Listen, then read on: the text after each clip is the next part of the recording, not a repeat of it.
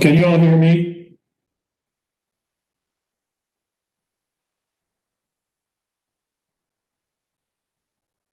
We can hear you, Greg.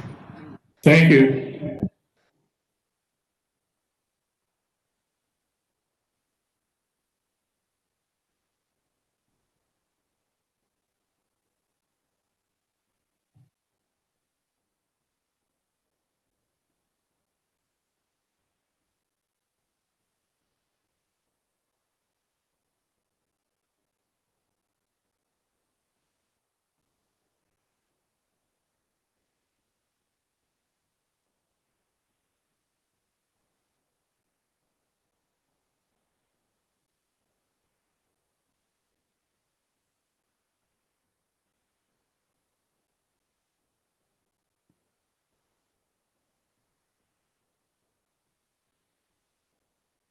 Who's the call-in user?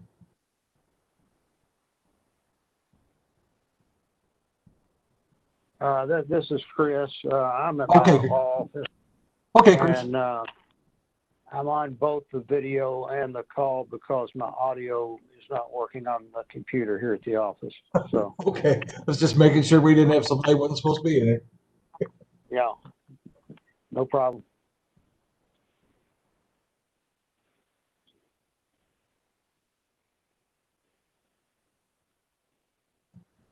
Remind everybody in the council to make sure your microphone's on in the council room.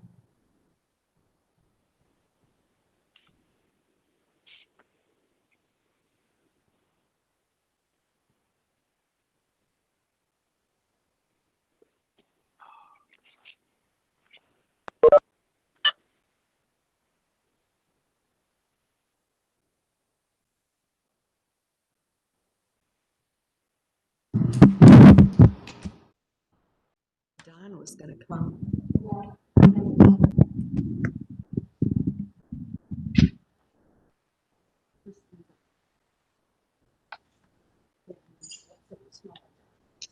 The gang is all here. You can start when you want. Well, and I understand, but that was a rather lengthy conversation last time. Um,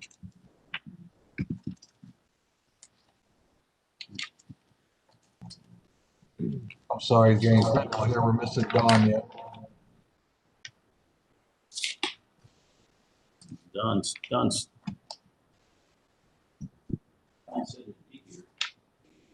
My understanding, Sandra was yours, Don was gonna be here in person today. Yeah, and definitely with us. We could give him another minute. So he's not really listening.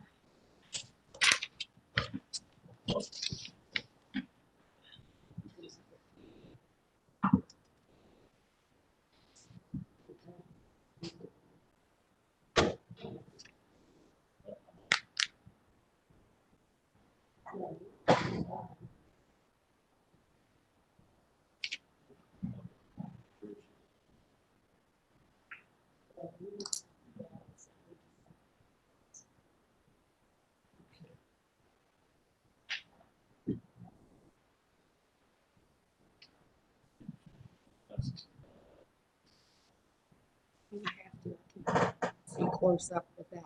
Some of these numbers are tiny. Boy.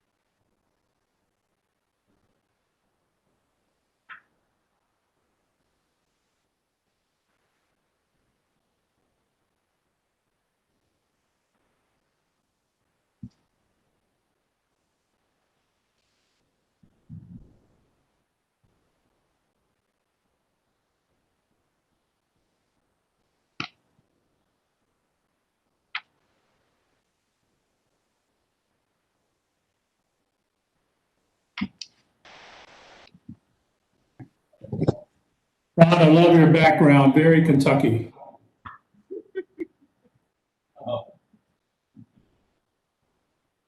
What?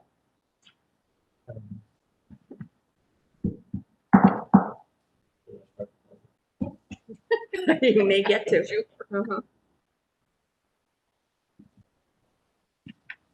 Would you like me to text Don and see if he's? Yeah, that would be a good idea.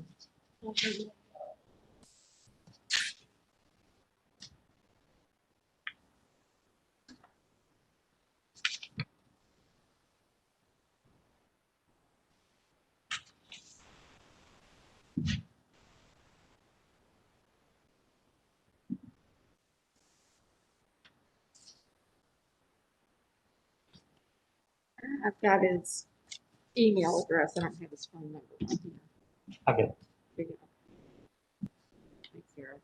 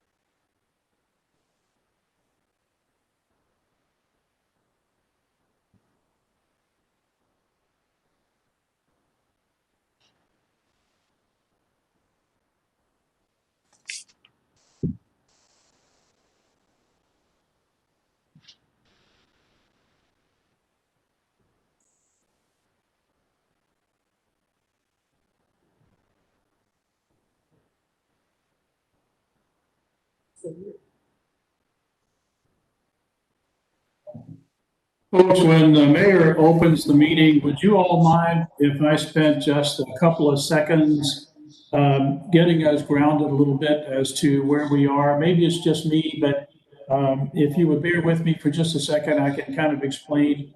You know, the last meeting was real important, and Frank couldn't make it there due to other obligations, and then Harold had to leave early. I came late, so a whole lot of things are going on. So if you all don't mind, would you all grant me a couple of minutes to kind of lay some groundwork and see if we can agree to that? Sandra, do you want? Can you all hear me?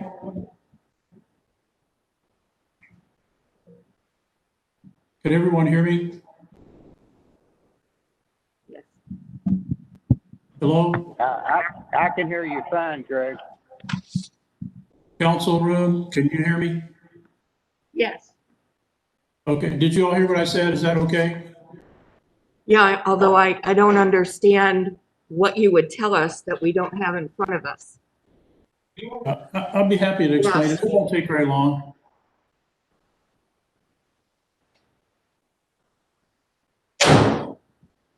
Don't take that as a yes. Thank you. Can you hear me? Yes, we can. Yes. Okay, now you can. Thank you. Yes, sir.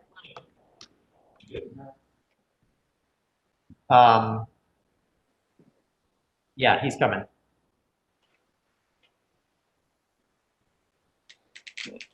Don is on his way, but not here yet. Okay, thanks.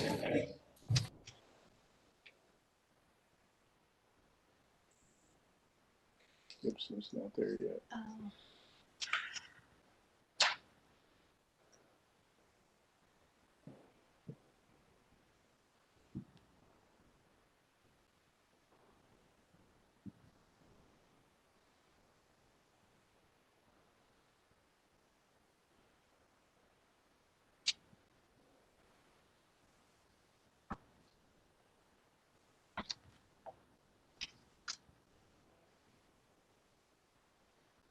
He thought it was at 2 o'clock. He'll be here shortly. He's right across the street at Walgreens.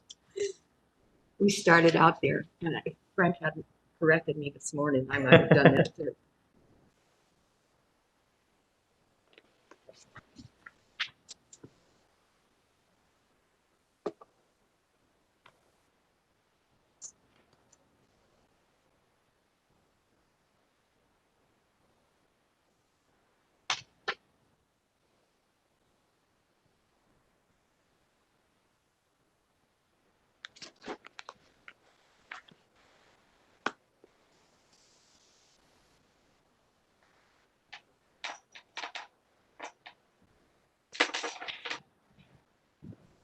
Yeah, so I was just reading that.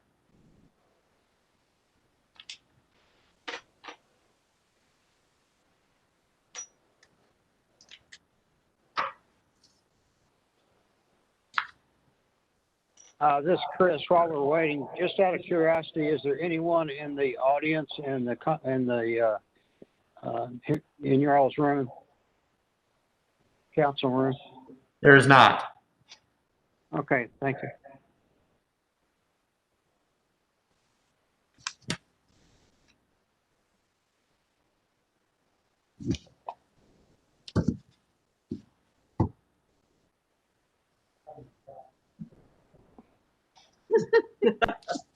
I was surprised by that. I was surprised by that report. Where would it have even come from?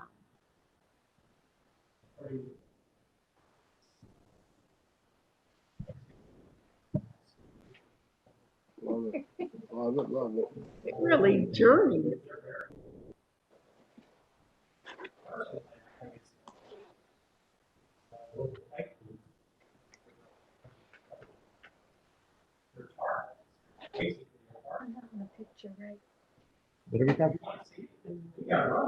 Sure. Love to see. So it's not a During the real, conversation. people aren't seeing a real, so they're not seeing a real bear, is what you're saying. Or bear.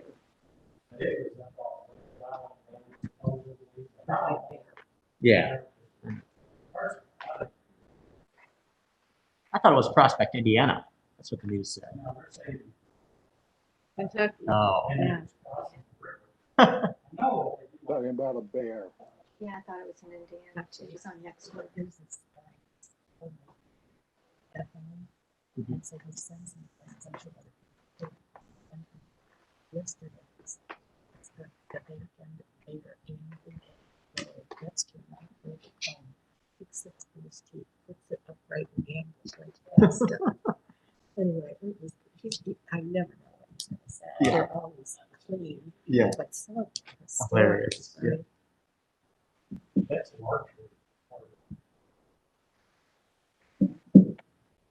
It's a realistic looking archer.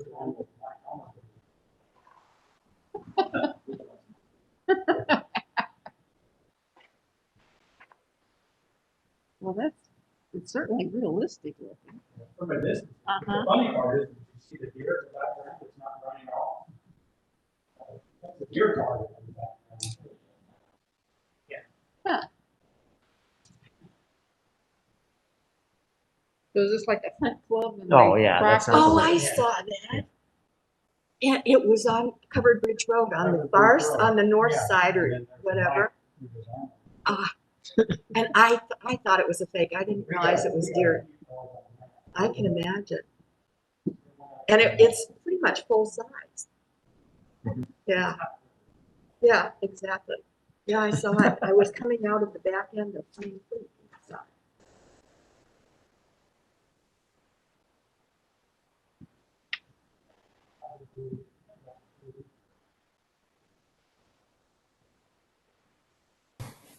So what are you all saying about the bear?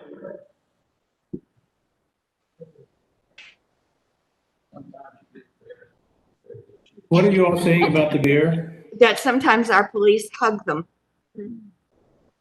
People have reported bear sightings, but apparently there is a very lifelike bear target. The chief was showing us the picture just off of Covered Bridge on the north side of Rose Island or Covered Bridge or. No, on the north side of Covered Bridge, sort of not far from the back entrance to Hunting Creek. And there's kind of a little meadow there, and it was in the middle of the meadow. But they have that, and then also a very realistic target that looks like a deer with a bunch of antlers way behind it. I So see. people drive by seeing that and call the police and report it. Now, there is apparently a small bear, I think that the chief said Fish and Wildlife is tracked all over the place, but it's been all around the county.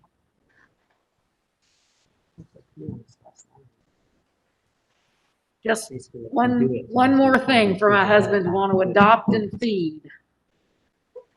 I don't know who it is, but that, it.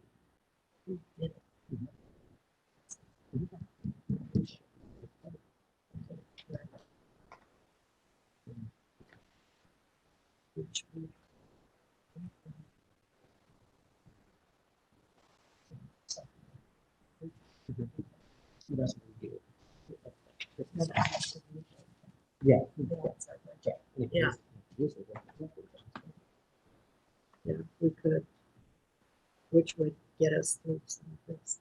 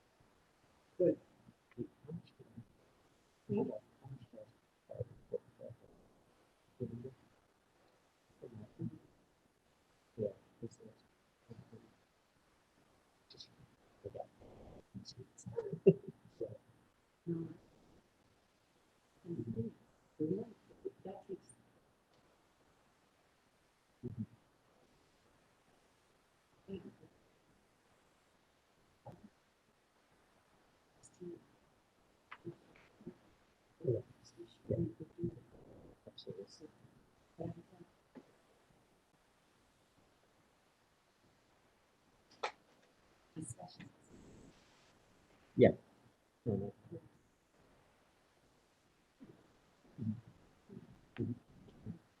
Great.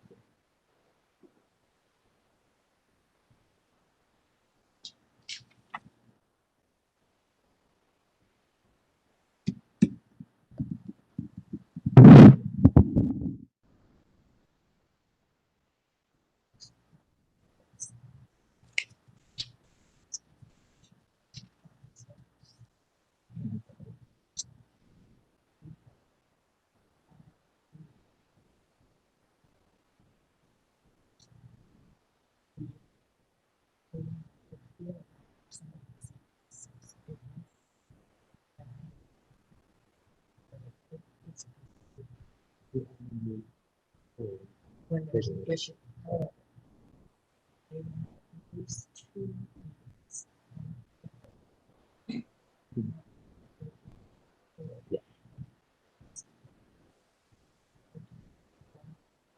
Which is good. It tells me something.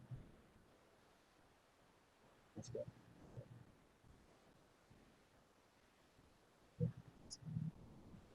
This question, and that's good too. Right. Thank you. Hello. Hello. Hey. And honestly, I do just the lights. Yeah, that is a waste of money. Yeah. Well, it is a waste of money. Yes, I agree. But we- Finish all 18.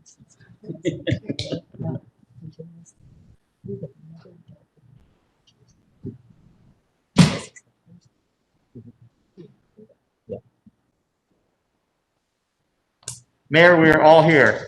Okay, let's bring the meeting to order. It's a special council meeting, the sole purpose of which is to work on the budget. Greg Hulsman has asked for a couple minutes to say something, so can we let him go first? Thank you, Mayor, and thank you, fellow council members. Just ask for your indulgence. The last meeting, Frank couldn't make it, and of course, he's an important part of our group. And then Harold had to leave early, and then I came in late due to a doctor's appointment thing that came up at the last minute. So I just want to start off by making sure that we all are in the same spot. And thank you for listening to me. So I have two concerns or two things I want to bring up.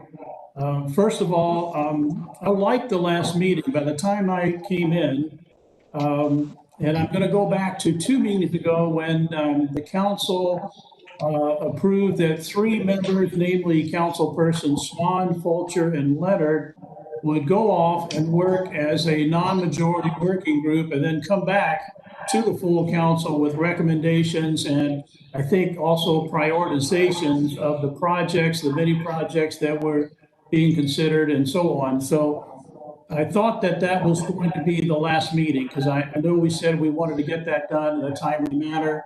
So 2 meetings ago, it was my recollection that we would tackle that at the next meeting, which would have been the last meeting, which would have been the one on the 24th of August. So I liked that meeting because in that meeting, by the time I tuned in, the council was talking about all of the projects that Ron Cundiff had submitted. And by the way, that was at the request of the council to submit those items. So we went through those items, and then to that, I asked that we also consider the striping in Innisbrook and the striping in Hunting Creek because of numerous citizens' requests for that, and they're saying of the great need for that. So I know we talked about the striping, and then we also discussed the cupola, I think is the word, whatever that fancy thing with the vents is on top of the roof, whatever that's called. So we also talked about that. So my recollection is that we discussed also the parking lot.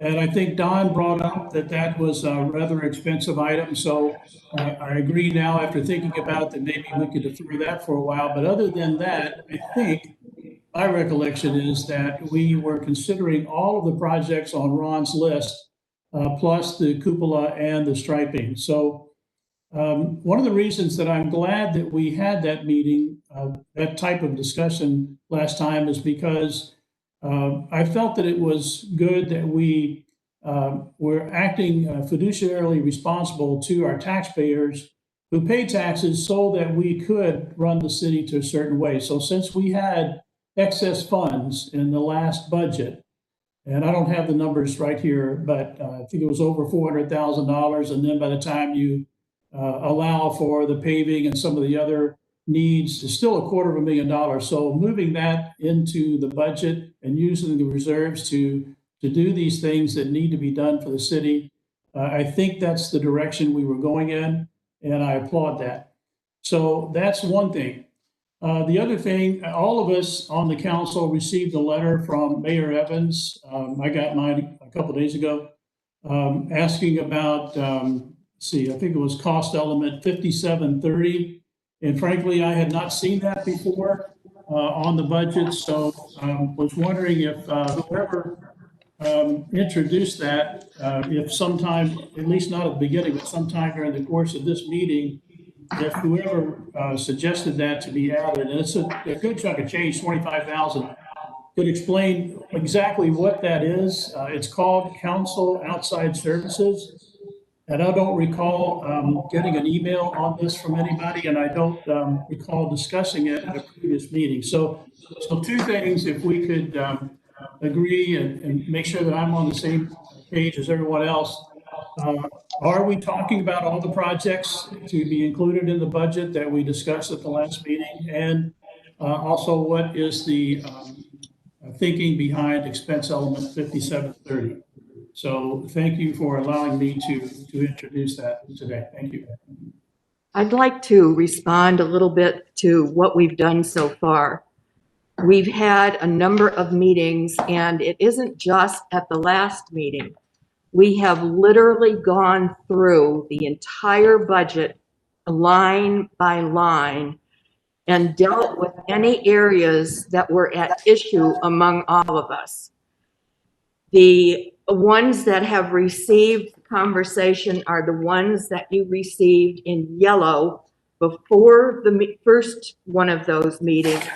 And those were the items that had been listed because this group put together what had everybody had issues with, not knowing which way they would vote, but realizing we needed to discuss them. So every one of the meetings so far have dealt with the issues that were raised, but we have not come to conclusions on many of those issues. Now, when I say that, I'm talking about conclusions. There are places where we have received from staff and others additional information, and those have been now incorporated into the last draft of the budget. They're no longer items in any way that are iffy. We have been given numbers to go into things that some things came down in terms of dollars. And at this point in time, it is up to us to do a balanced budget, balanced between income and expenses. And at this time and coming up to this time, there have been no discussions in regard to reserves. The last worksheet you received does not talk about using reserves. And so that would be a new interjection if we deal with that today. Is the group that went off, the working group, Frank, Randy, and Sandra, are you all planning today to come back with your recommendations, or? No, we We never planned, again, we have never planned recommendations. No, the working group, we stated this very clearly. It was not a committee, it was a working group. And its only purpose was to compile and integrate into an updated copy of the proposed budget all of the different suggestions, questions, or amounts that needed to be verified or amended or suggested increase, decrease, all of the discussion enveloped into the numbers in that document. And we specifically said we would not be making any recommendations. We would not be placing priority on anything. That was a responsibility of the council, and we would have to do that in a public session. So that is I'm sorry, where we are. I'm sorry, I used the word recommendations incorrectly. So are you satisfied then? Are we ready to proceed with that today? And is that, are you all completed? Have you completed your work? Yes, we completed our work for the last meeting. We completed, well, we actually completed our work 2 meetings before that because we used it for the subsequent 2 meetings after that. There are still items where we need to either take a vote or do something. And we're down to, depending on how you look at it, we're down to about 5 items that we have some issue with. For example, obviously the projects are partially an issue. Salary increases are partially an issue. And so those are the final things that we would talk about today, because what I was going to propose was that anything that is in the final worksheet that we do not discuss today, that we take a vote at the end to approve those. The ones we do discuss today, I think would require or may require a separate vote so that we can do those line items. Just one more thing, and Sandra, you mentioned this a bit ago, and I just want to go back to it. So for my own clarification, do we need some sort of a vote to use the reserve funds to, I know we have to have a balanced budget, I get that. But I thought I heard you say balance current income to current expenses. But given that we have all these projects, I, for one, would like to go ahead and get these projects done, at least most of them, if not all. And I think it would be good use of taxpayers' money if we did have this in reserve. So do we need to do anything? We don't need, as of right now, we do not need reserves. We have adequate income, very possibly, for what we choose to do. Now, at the end of today, that may not be true, and we can have that discussion. But right now, we should not be discussing reserves because we should use them as reserves. One of the very real problems with reserves is if we go out and take off too quickly, we do not have a lot of money in the bank for the months that we're going to have the delayed property taxes on. And Laura has done a good job of warning us about that, so has Frank. So we need to think about what we're doing. Reserves don't just sit there, they're dynamic. I also think there's some perhaps confusion on terminology. I hear you saying that we had a $400,000 surplus at the end of last year. I think if you deduct from that what we set aside for the road fund and carry over, and that we previously have set aside and earmarked by vote in conversation and consultation with the auditor for future pension payments to the pension retirement program, that we don't actually have an extra 400,000 cash remaining from last year. Now, Mayor, if I'm incorrect on that, please clarify. But my understanding is when you deduct out those other amounts that we have previously voted by ordinance to set aside an earmark for specific purposes, that's really not part of a surplus, as I would term it, because those have already been earmarked. Okay, you asked for me to tell you what I see. What I see is that we have, excluding the excess from last year, we have $2.5 million in the bank, of which the council by ordinance has locked up $2 million. All right, so that leaves $500,000 available. Then in addition to that, you just passed the last regular meeting an amended budget for the year just closed that ended June 30th that had $447,000 more revenues that came in than expenses that went out. And at the end of that ordinance, it showed that the council put 175,000 out of that 447 toward road work, which would leave a balance, if my math in my head is right, would be about 270,000 that would be added to the reserves. And that would mean reserves would be 500,000 plus 270 would be 770. That's what I'm seeing. So we have approximately $250,000 left over.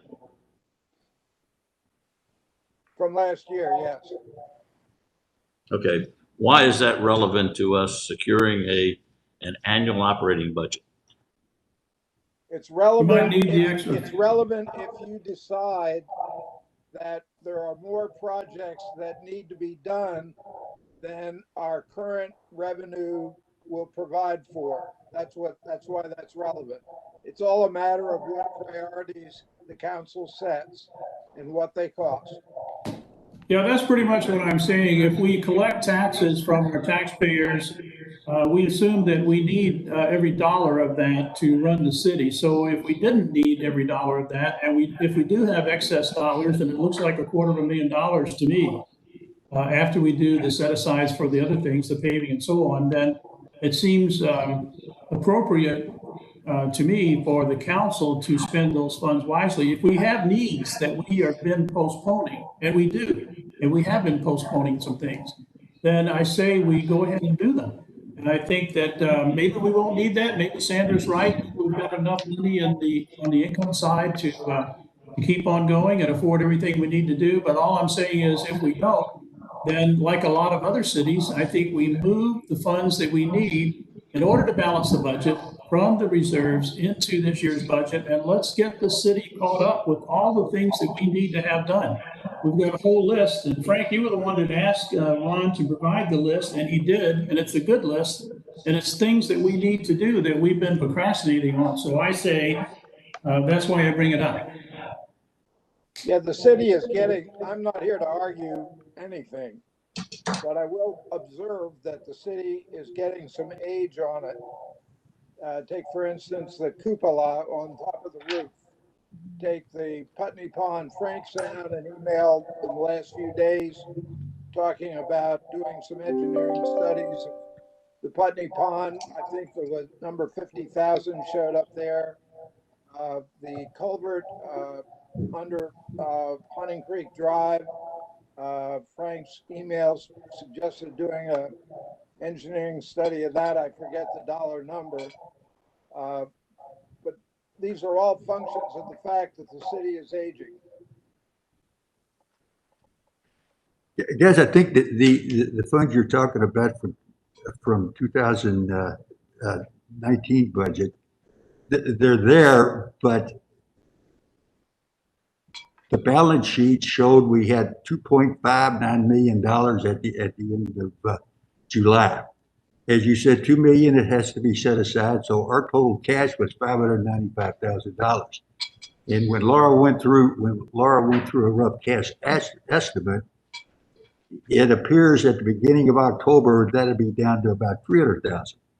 Now, after the revenue from the property taxes comes back in, those additional funds will be there. But there's a timing issue with the cash. I don't think we should think we have it until we have it. No, you're right. And you're talking apples and oranges in a way, because on the one hand, you're talking about how much money the city has in the bank. And on the other hand, you're talking about current revenue and when it will come in. I might interject at this point that the city just received a check from the state for more than $200,000. And that was reimbursement to the city. And this is part of the governor's COVID thing.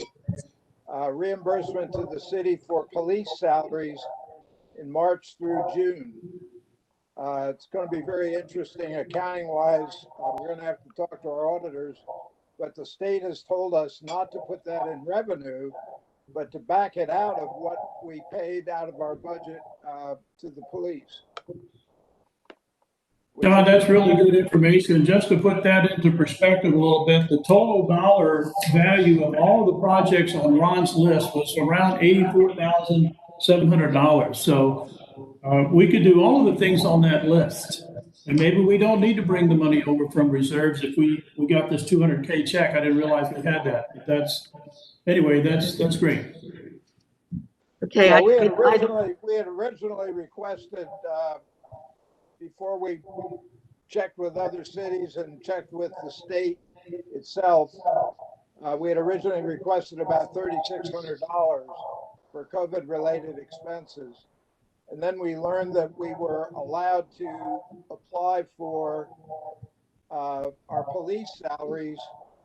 I don't necessarily understand the logic to that, but I don't care because they said, yeah, you can apply for it. We did, and we got it.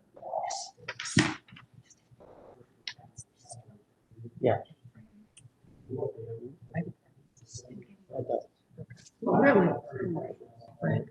Thank you. I'm glad we had this discussion at the start and we can bring this into bearing as we go through. And then also, it doesn't have to happen right now, but I would like for someone to explain expense element 5730 and what that is and why it is needed.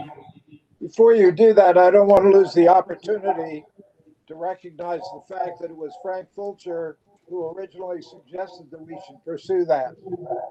Okay, back to you, Greg. Mayor Greg, the chief was just making an important point, but I don't think you all could hear him. That his understanding is that through December 31st of this year, we can continue to apply for reimbursement of the cost of our first responders, our police. That's correct. That's correct, and we will, but we can't do it until until those months come up and go. Can't do it ahead of time. But Okay. we will And do there's that. a That'll limit on that. be another significant chunk of money. There's a limit. We only have about another 100,000 available of our grant. Thank you. Good. So you're saying, Laura, in addition to the original 3,600, the 200,000 plus we recently received that's not reflected on our revenue appropriations page here that there might be another 100,000 that we could apply for and receive through the end of this year and credit back, because that would make a huge difference in being able to move as we apply these funds to the police salaries and benefits, then being able to take those funds and using them elsewhere as needed. That's correct. That is correct. I am trying to get clarification from my contact at DLG as to whether, because these funds have to be reimbursements towards specific expenses that we have incurred, if we can legitimately rearrange our appropriations.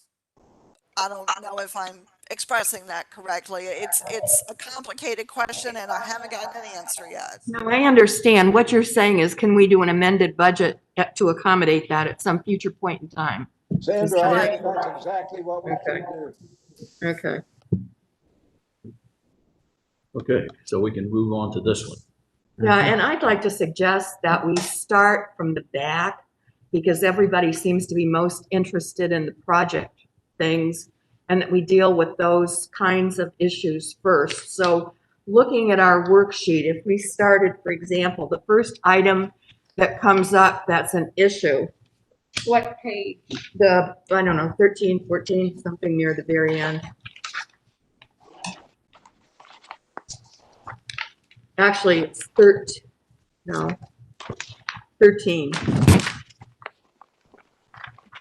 The first item that going backwards became an issue that was unresolved was the arborist, and whether or not we wanted to go forward next year with an arborist who received a monthly stipend from the city. So I guess the threshold question is, do we want an arborist? And we've heard very eloquently from the Forestation Board that they require professional skills, and our ordinance does say that they need to look at a professional before making recommendations. So the issue would be, are we going to fund it at the level that it's in the budget of $9,240, or is there some other way that we might provide help to the Forestation Board? Point of clarification, Sandra.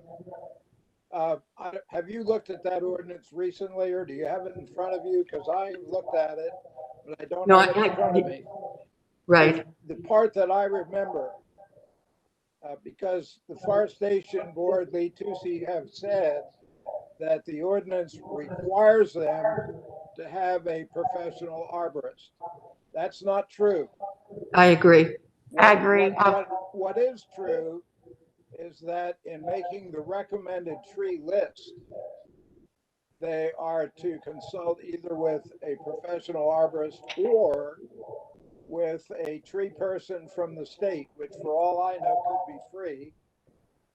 But it doesn't say anywhere that I've seen that the city is required, or the Forestation Board is required to have a professional arborist on its team. Now, having said those things, I have been in meetings of the forest. I hardly ever miss a meeting. And I remember a year ago when this issue came up, and what I think I was hearing at that meeting was threats to resign from the Forestation Board if they didn't get to keep Andrea. That's all I got to say. No, we, Randy and I think Frank,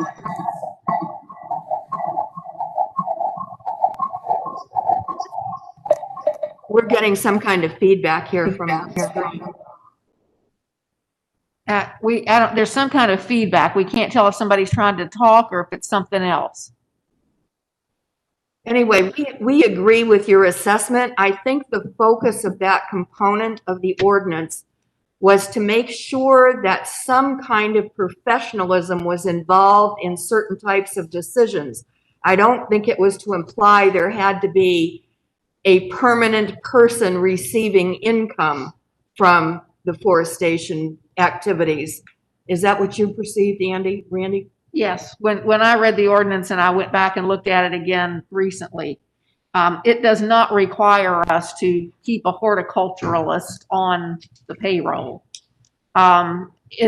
It says that we need to provide consultation and support from qualified arborists or tree professionals for the forestation board.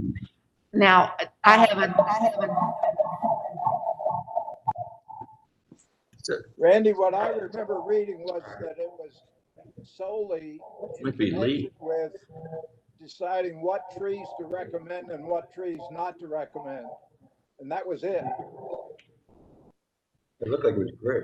Right. Well, and there are people in the Department of Forestry at the state that assist with that. There's also the UAK Extension Service has folks who are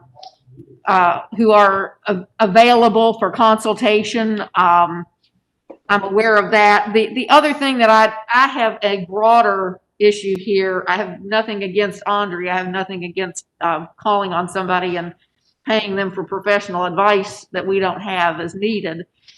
But I wonder at some point if we don't owe it to our residents and taxpayers to maybe do a request for proposals or to do a bid for these types of services, just to make sure that we are getting the best advice that we can at the best price to be prudent and show fiscal responsibility with the taxpayer's dollar. And I can see no record that we've ever done anything like that in seeking professional services for support of the forestation board. Like Sandra said, and I think Frank and I have talked before, it is important for the forestation board to have some professional help there. I've attended several of their meetings, and Andrea does provide some important service to them. But I'd also like to see the forestation board expand their viewpoint beyond just concentrating on removing dead or diseased or starting to die trees, and more on getting more of the residents motivated to plant more trees, because we have far more private property available within the city limits to increase our tree canopy than we do appropriate places on city owned and maintained property. And you know, one of my questions is maybe there's someone out there that could be of more help in that regard, whereas Andrea's advice is valuable, but I think because of her extensive training in working with diseased or dying trees, she tends to focus more on that. I personally would like to see the forestation board have some advice on maybe a broader mission. I'd like to present a contrasting viewpoint. I'd like to quote some examples. Andrea used to be the advisor for ProTurf. This goes back an awful long time ago. And when I was on the Sutherland board, and my job was in charge of landscaping, which included all of the things that ProTurf did.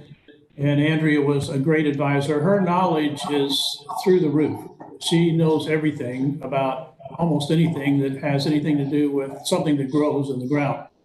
So I know that, and I can speak to that from direct interaction with her. Second incident I want to bring up is that there was a tree that looked fine to me and looked fine to a couple of other members on the forestation board at that time. But Andrea pointed out that it was extremely dangerous. Now, it took her and her knowledge to know that. The rest of us weren't stupid on trees, but we couldn't look at the tree and say that it was dangerous. Now, this happened 2 times.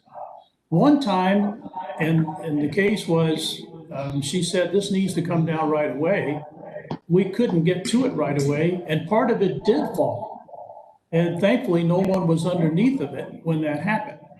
The second case, we did get to it in time, and we took that tree down. So my point is, there are times when a professional arborist can see things in a tree, and sometimes dangerous things that could really, really be important to life and injury, let alone just knowing the knowledge.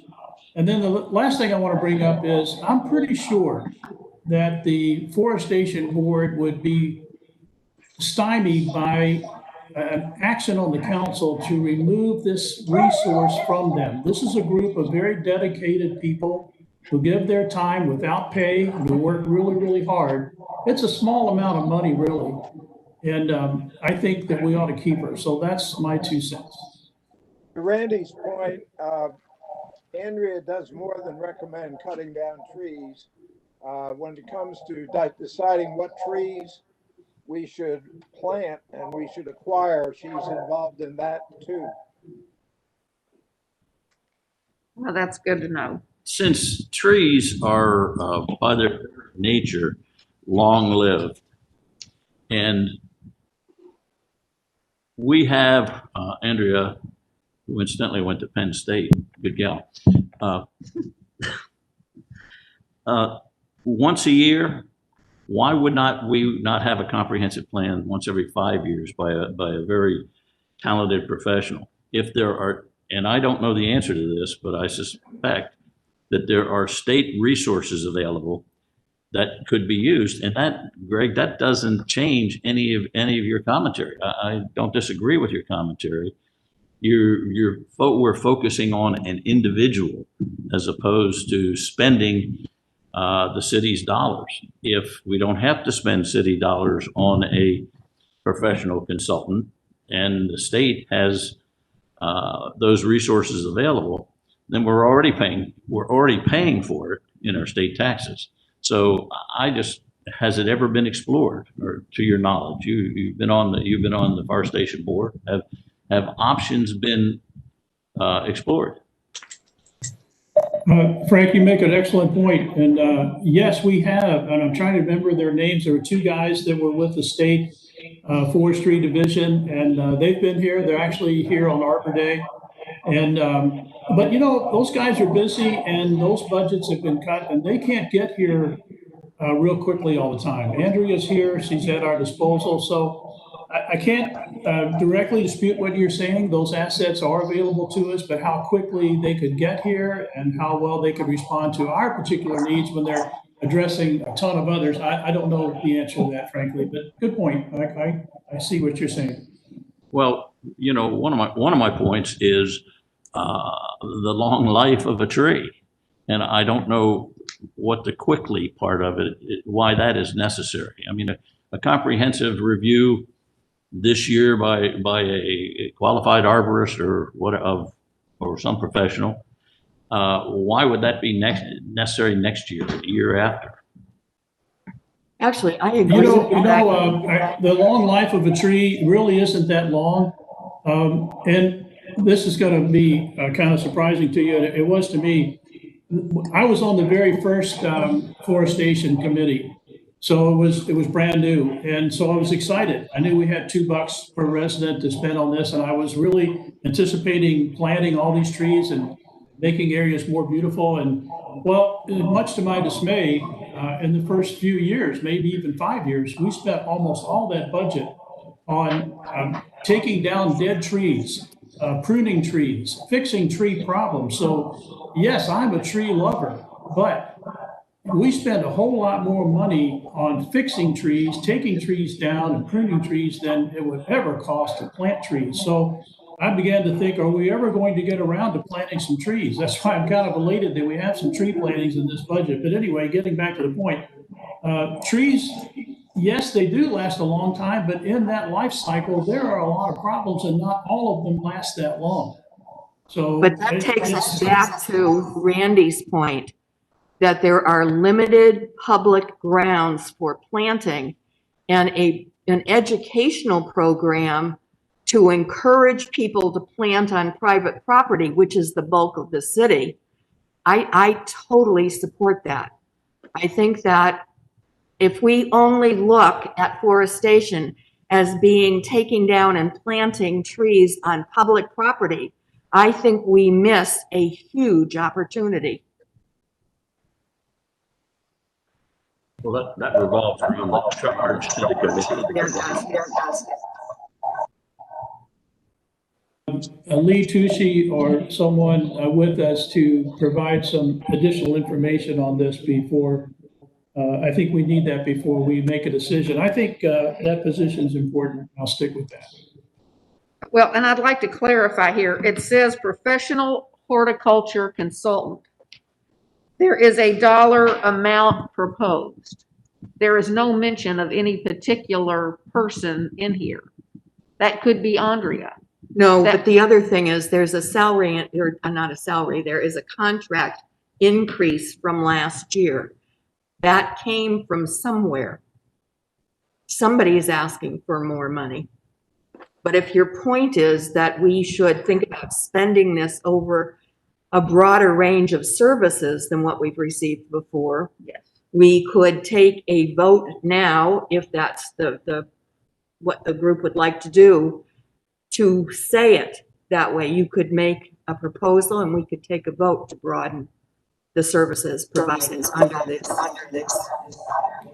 Well, if we're going to take a vote. Okay, wait a minute, Greg. Somebody's trying to say something. Yes, we can't, you're breaking up. Try again. Are you there? No, that was Greg unmuting his mic. It was just a reverb. Oh, okay. So I'm sorry, ahead, Greg. Greg. I thought somebody else was speaking. Go ahead. Okay, I'm so sorry, folks. Let me turn my volume down. Does that help at all? Yes. Yes. Okay, I'm so sorry. I didn't hear it at this end. So what I was going to say is if we're going to take a vote, is that something we could put off until the next meeting and allow someone from the forestation board to chime in to perhaps give us some more information before we decide one way or another? Because it looks like three of us are leaning very strongly that we don't need this, and then I don't know where the other two lie, and you know where I am. So could we put this off until the next meeting? I haven't gotten the feeling, in all honesty, that anybody thinks we don't need it. I think that they think we should look at it as not just dollars flowing to a single service provider. That's where I'm coming from, that it's Me too. an approval of horticulture consultant. That could be one or more for a variety of horticulture consultations that the forestation board needs, but not restricted to one contract to one person.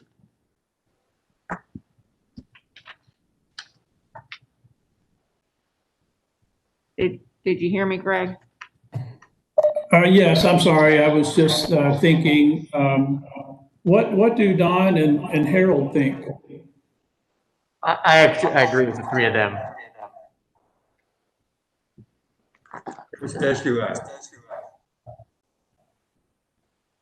Okay, then Randy, do you want to do a motion? Yes.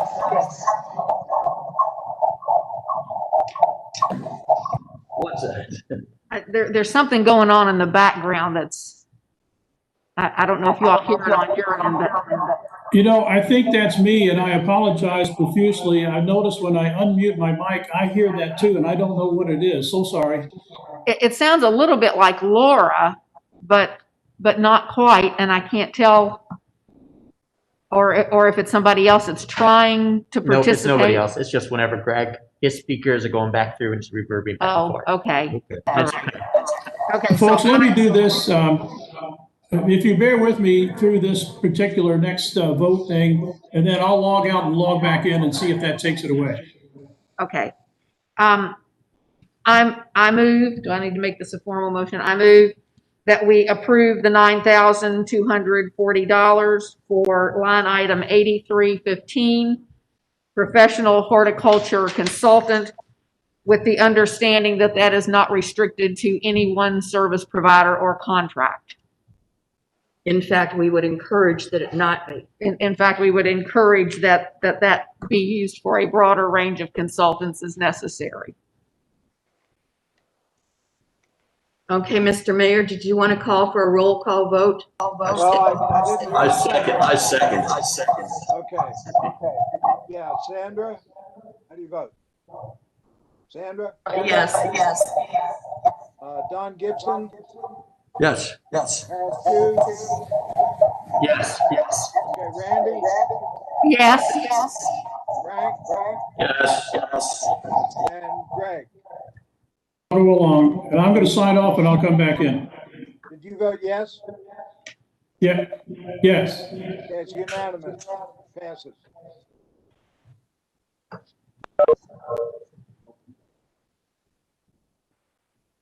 But it- What's next? The next thing is the tree planting at Cowley Park. That has not ever received a consensus. Is that line item 8311? Correct. Yeah,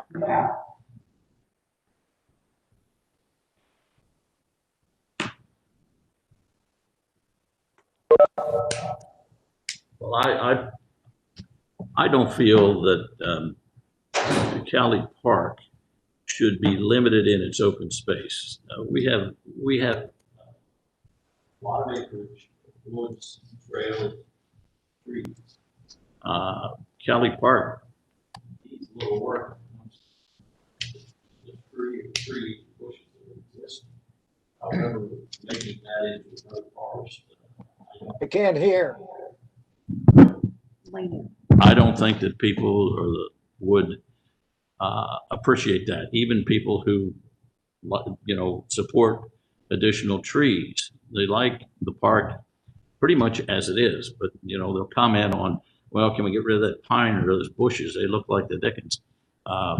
So I'm not in favor of plantings, additional plant, all of the plantings that are proposed.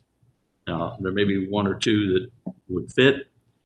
I wouldn't be opposed to that, but generically, I think that the proposal goes overboard. Well, I'm actually in support of this because I think if we're going to ask our residents to take a lead in planting and maintaining new trees to increase the canopy, that we need to certainly show leadership in that. I think there are still some bugs to maybe be worked out for the Cowley Park tree plan, but I think they're relatively minor and that they have made several adjustments in response to feedback that we've gotten from the council over their initial draft. Again, this says tree planting. It doesn't specify that has to be for Cowley Park. It doesn't specify that it has to be the draft plan that the Forestation Board is working with at this time. But it does provide some funds to plant primarily along the sidewalk, still maintaining the space that Ron needs to park vehicles for special events, and also gives us some funds because there is one very large tree that is dead now, needs to be removed and replaced with something of a reasonable size, which will be expensive. And the small island there at the corner where you make the curve in the traffic circle from Deep Creek coming over to Westover. So I am in support of that, having attended several Forestation Board meetings and talked with Andrea, talked with her consultant that she worked with on this, and some of the Forestation Board members. So again, it is there.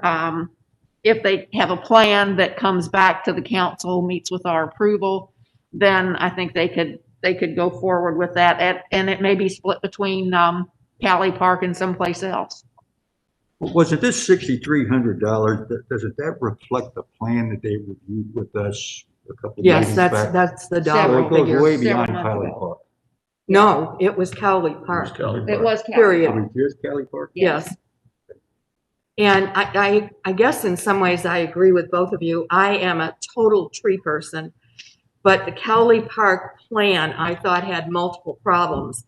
And as late as last week, I went to look at this dead tree up there, and that tree does not know it's dead. It is very pretty. It is old, but it's got leaves on it. They're not falling off. It could use a tiny bit of pruning, but I don't think it's going to die. And I think it's going to outlive me.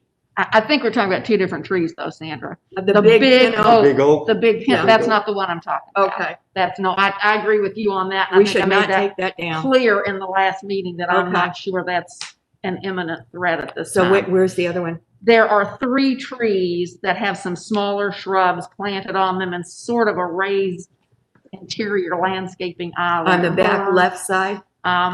If you're standing in the traffic circle, it's kind of to the right on the Deep Creek side. Okay. One of those 3 is dead. It Okay. knows it and it wants to be burned or buried. It's a lot smaller than the one that doesn't know it's dead. Right, Yes. right. But it is still a substantial sized tree.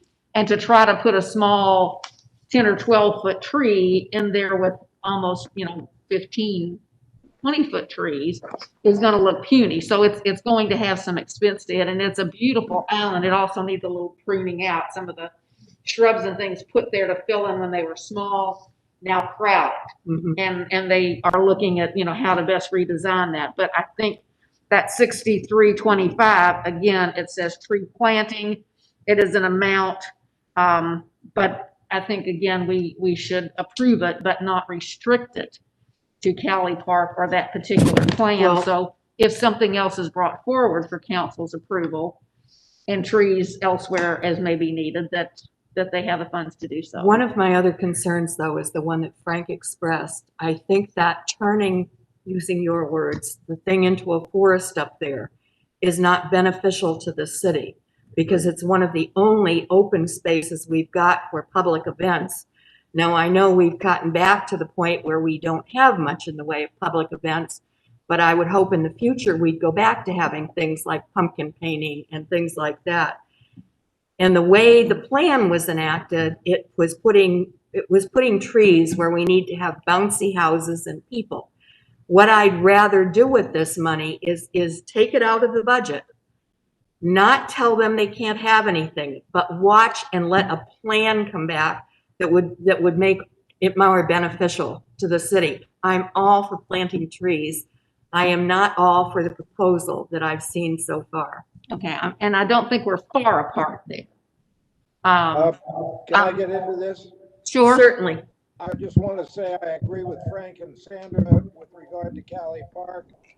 And the other point I wanted to make is the Forestation Board has passed a motion to take down the large oak at Cali Park. Yes, we discussed that last time and they are in the process, I understand now, of having a second opinion. I had asked for that in the previous meeting, that we have someone else actually look at that and evaluate Andrea's assessment. And they have retained someone or have someone coming out, I believe, next week to take a look at the oak and give another opinion on that. Like Sandra, I'm not sure it knows that it's dead or dying. And my understanding and conversations last fall, looking at the tree with some of the Forestation and Parks Board members, was that it's still, their understanding, I think also was it still had some life left in it, but it was in the process of starting the dying cycle, but it was not imminent for removal. But something when it's born is starting the dying cycle. Well, that's true. You know, I would rather not approve this now and hold it in abeyance until a plan has come forward that we can look at. I'd like to make a comment. That tree removal, if in fact it's necessary, should be covered in another line item. Correct. There is an, And it is. Agreed. In 8314. And So this is planting. And I think tree planting is a positive thing for the city. And I would support that $6,300 or whatever for tree planting exclusive of Cali Park at this point. $6,300. No, I don't think we want to do that because there are lots of places that are in the floodplain that really wouldn't be prudent for us to spend money planting. I'm not has to be- identifying where. I know, but I where to think it plant needs to be, this expenditure needs to be predicated on a plan that we've had a chance to look at. And they have made some changes to that plan in looking at very small decorative trees along the sidewalk so that it would not impinge upon the open space where we want the But bouncy they're houses. still or- very close to the houses up there. I mean, I've still got major Right, concerns. and what we said, although then we got waylaid because of the virus and other things, the budget, that they would, still work with us on that, but they had made some changes to that plan because of the council input that they had received. So I think it is still a draft plan. The council has not given its final approving of that, but I think that they still want to work with us to try to come up with, maybe not to the extent the other plan was, but to still make some improvements for some small amounts of shade along Cali Park. Which I think in general, I don't want to vote for it now. I want to see a Well, plan. the problem is if we vote for it, then they could go ahead and do it. Once the money is in that category, they could plant to their heart's content. Well, I think we can approve, it says tree planting in that amount. But again, with the restriction that we had before, and that was pending approval of a specific plan by the council.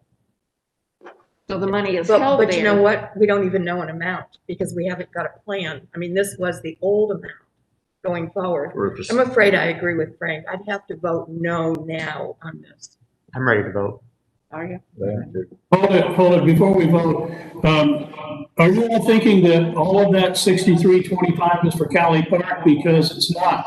That, I don't have the report in front of me, but that was for all the tree plantings that they had proposed. And I do remember that there were a couple of trees at Hunting Creek, and I don't remember how many, but there were some trees in Innisbrook too. So not all of that 6,300 is for the Cali Park plan. I just want to make sure that you all know that. It's probably the majority of it, but certainly not all of it. You're correct, Greg. Yes, that's I think they sent all us together. I think they sent us plans on each one of those, and I'm so sorry, I don't have it in front of me right now. But I know that that 6,300 was for many locations, not just Cali Park. Yeah, I agree with you. Particularly about the tree at the end of Innisbrook, in the circle at the end of Innisbrook. But my recollection of the last conversation on that plan was a question. There were questions relative to the maintenance costs associated with these trees, in addition to the maintenance, meaning water. Then there was the maintenance pruning. The arborists look at these things. So I didn't wear my tree hugger T-shirt today, but I should have. The question in my mind: ongoing expenses need to be discussed. So when you have just putting them in, planting a tree, it is not the extent of our obligations.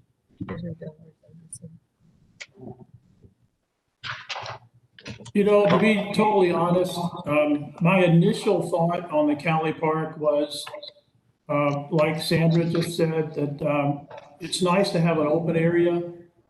And I changed my mind as time went by because I like the tree plan and I like the trees that were recommended by the arborist and by the committee.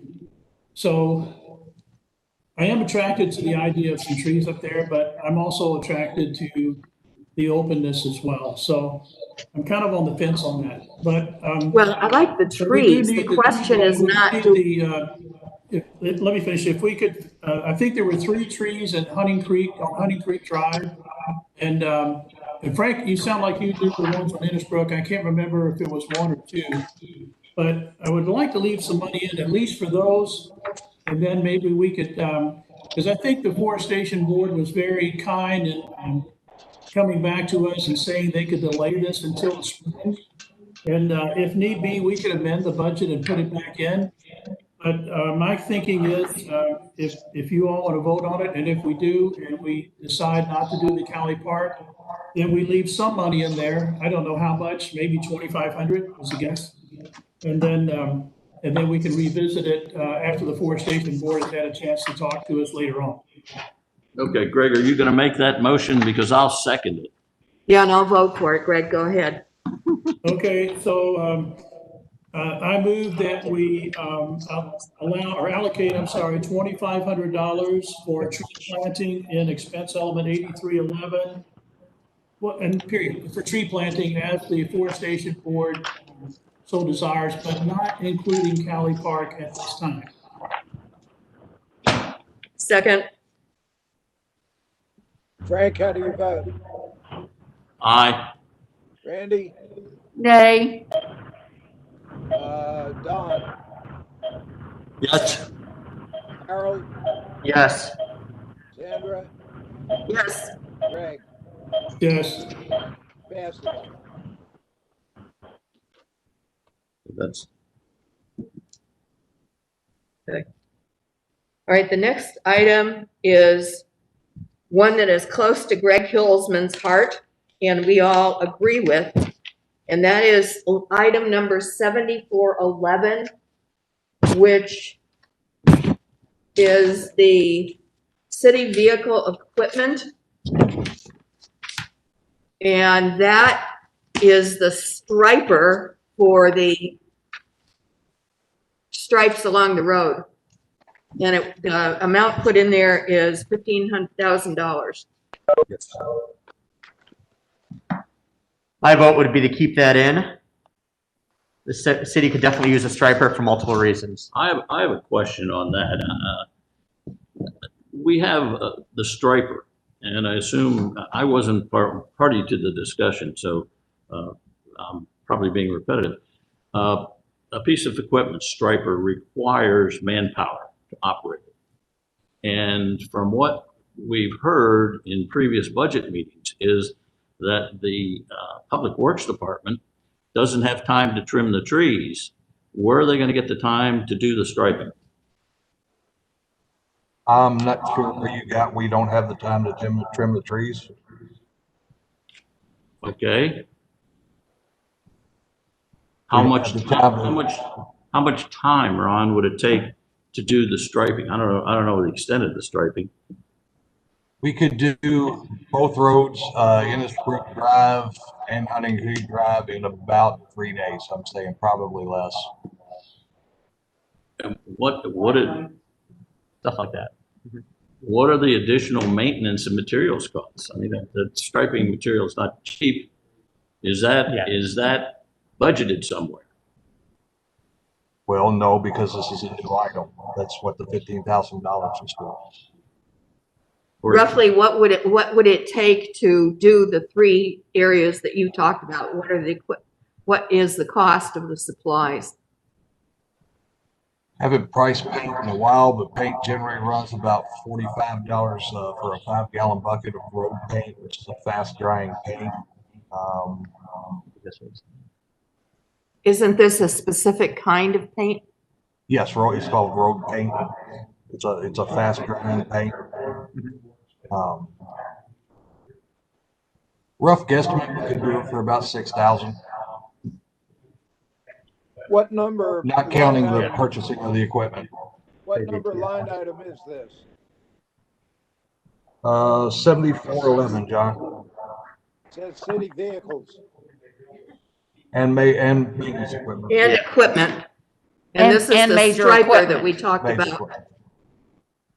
I'd like to point out also that the striping is very important with the newer vehicles that are coming out with many safety features, because it reads the white lines, the white curb edges, the yellow curb edges, the hash marks for the crosswalks, that type of thing, for the safety features on those vehicles to work properly. I come down Rockingham Road every day, across Hunting Harbor, down Fox Harbor, and there are almost no road markings in the middle of the road, the edges of the road, anywhere. And it's like that through much of the city now, because it's worn away, and it is a significant safety hazard in many respects, particularly on the narrower roads that have a lot of traffic that park there. If you come up Fox Harbor and people are mowing, you've got trucks, you've got trailers, you have to go around them. It's curvy, winding, hilly in spots, same thing in Hunting Creek. And so you're having to pass in the wrong lane and hope that people are observing the speed limit. They just don't seem to know where the middle of the road is sometimes either.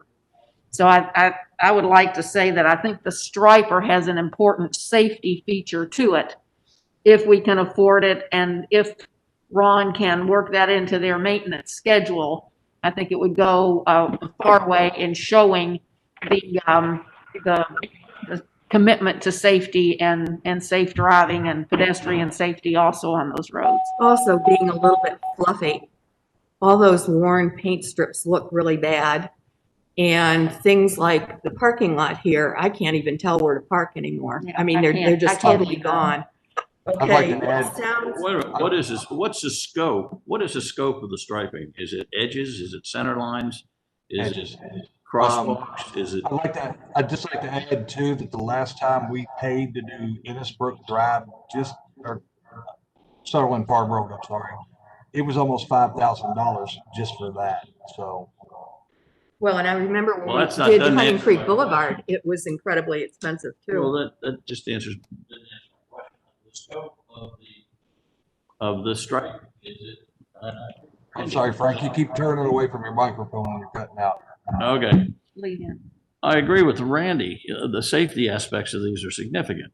I'm just trying to get an. Can you do center lines and side lines Yeah. and parking lots with And- this striper that? And is being- stop blocks. And, okay, thank you. Yes. Perfect. Is that the intent? You stop there. I think they stripe anything that needs a stripe. I'm not Well- sure what you mean, Frank. I mean, bicycle paths is what I mean, You're talking about the side of Hunting Creek Boulevard? or other places. Well, he just said he can do the sides, I know he he could do can. center lines, parking lots, and stop areas. Oh, of course, you know. And are we saying Top wheelies. that if we approve this, we'd expect all of that to get done? Is that what your With the question exception, is? with the exception of those bike lanes. Why would you not do those? That's what everybody wants. I know. Yeah, I've had I beg your several. pardon. Everybody, not the people I talk to. Well, I have had several people request that we restripe the bike lanes because they faded. I have had no one since I've been on the council say that they object to that. Just. I totally agree with Randy. Yeah, okay. And going back to the emails that I've received, and I recall them from Innisbrook specifically and Hunting Creek specifically, only those two areas frankly. So when I was thinking of the 15,000 for striping, I was thinking in response to the residents who asked for that to be done in Hunting Creek and Innisbrook, not any other. Well, area. except that if we buy something at this expense, those are not the only things Won't we're be looking limited to at. that. And I would be Okay. happy to move that we retain the $15,000 that is in the worksheet, but I'd also like to put in $6,000 in the line item for supplies so that we can actually do something with the striper after we buy it. I second that. Do you make a motion, Sandra? Yeah, the motion was that we retain the $15,000 in the worksheet for the striper. And in the other line item where we have maintenance supplies, we put $6,000 for paint. I second that. Been moved and seconded. Frank, how do you vote? Yes. Randy? Yes, Don Gibson? Yes. Harold? Yes. Sandra? Yes, Greg? Greg, yes. Unanimous. Where is that? What number is that 6,000? I don't know. I don't have that sheet in front of me. 7313A. yeah, 7313A, It is. maintenance supplies. Got it. Okay, and now the big one. 7313C. Now, before we relitigate everything we've talked about before, I would like to tell you what is in there as of now. Heating and air conditioning for the police and the library, which is approximately $20,000. That's already in there now. The council door refurbishing at $3,000. The fire escape refurbishing at $2,000. Keyless access to this building so we can come into the current century at $7,500. The City Hall landscaping, $5,000 for that one side. There was money in here for the clock on 42 at $3,000, and we probably don't need that. There was also $45,000 in here for paving the City Hall parking lot, and I personally would like to remove that, hold it in abeyance, because we have money in another part of the budget that would give us a study for something that is way better than what we've got right now. And then finally, Greg, here's yours. The roof and the cupola are in there for $20,000. Yeah, it says on that copy, 15,000. Yeah, I know. I think didn't it come in less expensive than what we had Well, and it went back anticipated? up again. Yeah, I think you're right. I think it's now 15. So that is a total for 97,000? Yeah, I think so. Well, if we take the And you pulled the 45,000 out. 45. Well, if we take 45,000 out, which will allow us to balance our budget a little more effectively. And the 45,000, I'm not going to make it go away. I'm just saying right now, we probably don't need this. We need a plan before we allocate money. But you're taking it out of 7313C. Correct. Okay, now, you Andrew, said you may have 15. said this, and I may have missed it. Did you have the fire escape refurbishing in there? It was Yes, $2,000. $2,000. That's in there. Okay, thank you. Sandy, you mentioned the keyless entry Right. at 7,500, but it is not in this box down here. It's on Yeah, the it is. individual sheet, Randy, that was on the It's in table. there. No, she's right. She It's is not in right. the- It's been taken out of there. Yeah, it's not, it's on the individual sheet that was on your desk. It hasn't been taken out. For some reason, it didn't show up in those printouts. I discovered that about an hour before the meeting. Well, So that's I'm good. gonna Oh, I see it That now. makes us happy. Okay, thank you. Okay, thank you. Sandra, do you have a total for those? No, I don't. I don't have a calculator, and that is beyond my brain. Let me ask this question. We talked about the clock was about, we had 3,000 in there. I understand that it's working, Yeah, it's been but I think removed. that bill probably comes in this fiscal year, so we probably still need some Some amount of money. allocation as to whatever that cost. Do you have a We've final bill on already- that, Ron? We have Would you already not have paid the that bill for it? bill. I'm Well, sorry. but even if you paid it, Sorry, we hold need on, to we're have money talking for over it. Laura. Laura, what did you say? I said, we have paid the bill. It came in well under $1,000. It was a few Okay, but we hundred. need to have, what would be best on this is to have you, when you do the final worksheet, to come up with the actual dollars rather than have us do it right now. We know that it is roughly $45,000 less, 52,000, yep. yeah, than what we've got now. So you're saying that the clock repairs were under 1,000? Right. Yes. So if we put 1,000 in there, that would more than provide the funding for that expense. Well, I'm not Well, putting you anything should be. in, I'm taking That's- things out, just 4,500. Whatever the rest of it totals may not be exactly 97,000. But I think she's got to do the We're adding. not that finite. If I can interject on the clock, that $5,000 was put in there as a placeholder, No, it was 3 the last time we came here. or $3,000, I'm Yeah. sorry, but it was Yeah. put in as a placeholder. We knew it wouldn't Right. be as much, that much. So Right. What was the problem with the clock, Ron? the main clutch went out in it. Is that a recurring situation? That's the first time it's happened since we've had it, so I would say no.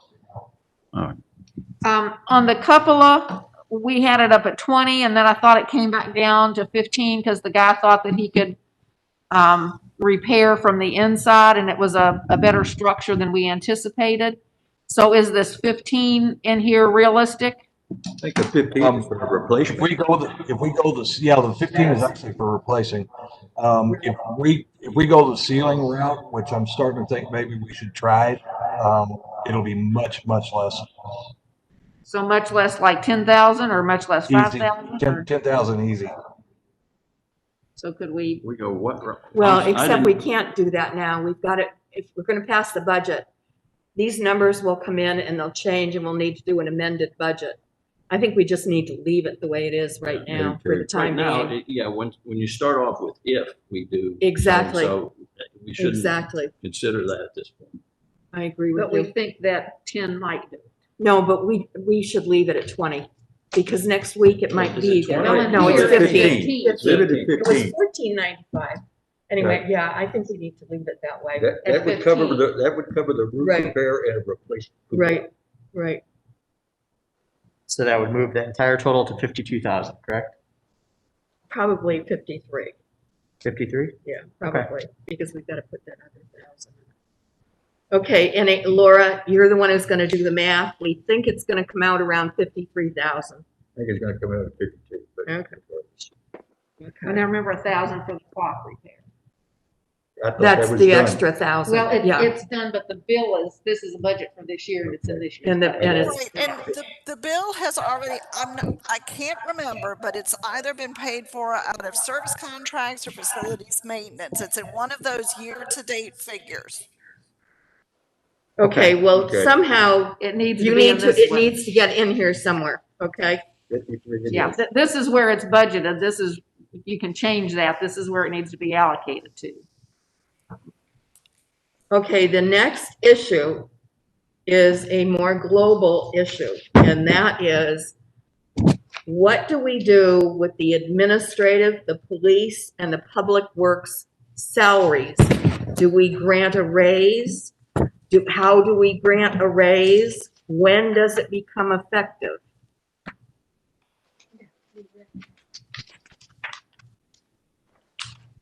What page are you on now? At Multiple. multiple pages. So we're looking at 73, 11, 12, 13, 14, I suppose. But that's just public work, so it would also be a decision that would have impact on the police department and the general administration portion of the budget. Correct. You know, I've been thinking about this a lot. The safety of our residents is the most important thing that we do. And we have an excellent record. We want to maintain that record. And we have an excellent police force, an excellent police chief. Thank God we have that. We have so many blessings here at Prospect. I think we ought to really make sure that we keep the best people we can. And I think the raise is appropriate. It's not excessive at all.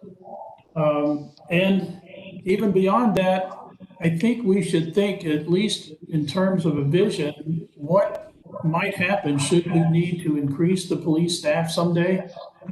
We don't know, but anyway, I'd be in support of that. I think. Okay, it's not, we're not just talking about police. We're also talking about the administration and public works. Okay. I know, but I was just talking about the police department therein.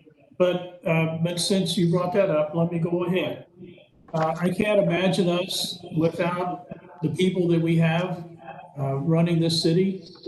All of them do a great job.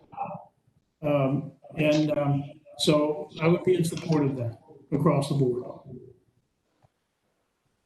I'm, Supportive of what exactly, Greg? Let's see, I'm trying to focus on this percentage. There was a percentage increase that was projected here, and that's what I'm going off of. we need to keep in mind that we're spending other people's money. We need also to recognize that our staff, police, et cetera, be compensated fairly for what they do in relation to the world in general.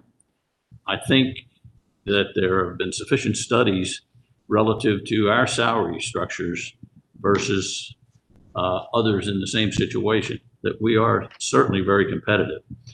You combine that with the benefits, and I think we have, we're fairly generous.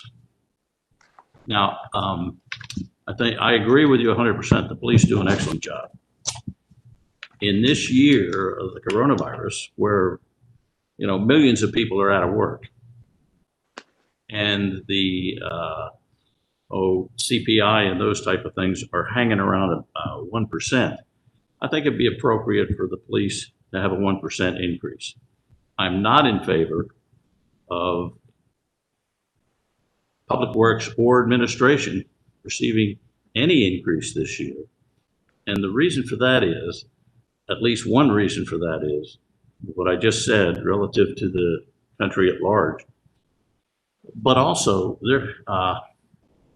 there's the multiplier effect of every salary increase, the benefits, but particularly pension. And so leveraging that, I don't think is appropriate at this time. And that's my feeling on, also, I have not been aware of, nor I don't know if anybody is, any structured performance review. So is it if recommending a cost of living versus performance increases, I don't think performance increases are warranted without a review. And cost of living, I think, is, as I said, the world at large right now is struggling in many cases. So that's my spiel. Don, did you want to say something? The cost of living index is about up 1%, and there's various parts of that. And food is up a little bit, but at the same time, transportation costs, gas, fuel costs are down 10%. I think I agree with Frank. We need to pay a competitive salary across the board to get and keep the best people. We have a very good benefit package. We need to keep in mind for every dollar increase, there's an overhead rate that cascades into that. So we could be spending another 33 cents for every dollar in the overhead associated with those costs. Actually, Plus, from one year to the other, there's a multiplying effect. And many cities have gotten themselves into really deep trouble with this kind of, with not maintaining this cost. And our total salary is 1.4 million thereabouts. It's 40% or so, 35–40% of the cost, and we need to watch it, and we need to control it. And I think a cost of living increase across the board is appropriate. And you would go for 1%? Is that what I I'd heard go you for say? 1%. You know, 1% is exactly what I got for my raise this year. It's 1%. Where you work? I don't know what the cost of living is in the Louisville area. But to me, I think the recommendation here is 2.25% for the chief, 2.25 for the assistant chief, 2.5 for the chief assistant, and 2 for the officers. I don't think of that as excessive at all.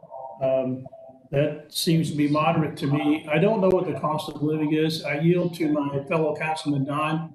Maybe it is 1%. But without an HR professional looking at this, because it changes. The cost of living is a function of geography, a whole bunch of other factors. And here we are in a zip code that is either the wealthiest, if not the second wealthiest in the state of Kentucky. And I would submit to you, I'd submit that the cost of living in Louisville, Kentucky, the 1% is a national, and the cost of living in 40059 is probably lower than the national. I mean, that includes hotel rooms in New York City and other things that doesn't impact us. Good, escalate. Yeah, the cost of living for the Louisville area as a whole is considerably less than the average for the rest of the country. The other thing is, Greg, you keep talking about the police, and we're not confined to the police. One of my concerns with the way that salary increases were recommended this year, and I'm going to be very blunt, I think that through the pandemic, our director of maintenance and our city clerk have kept the city running. And yet they are recommended for a smaller salary increase than subordinate positions in that department. And I, for one, cannot vote for that.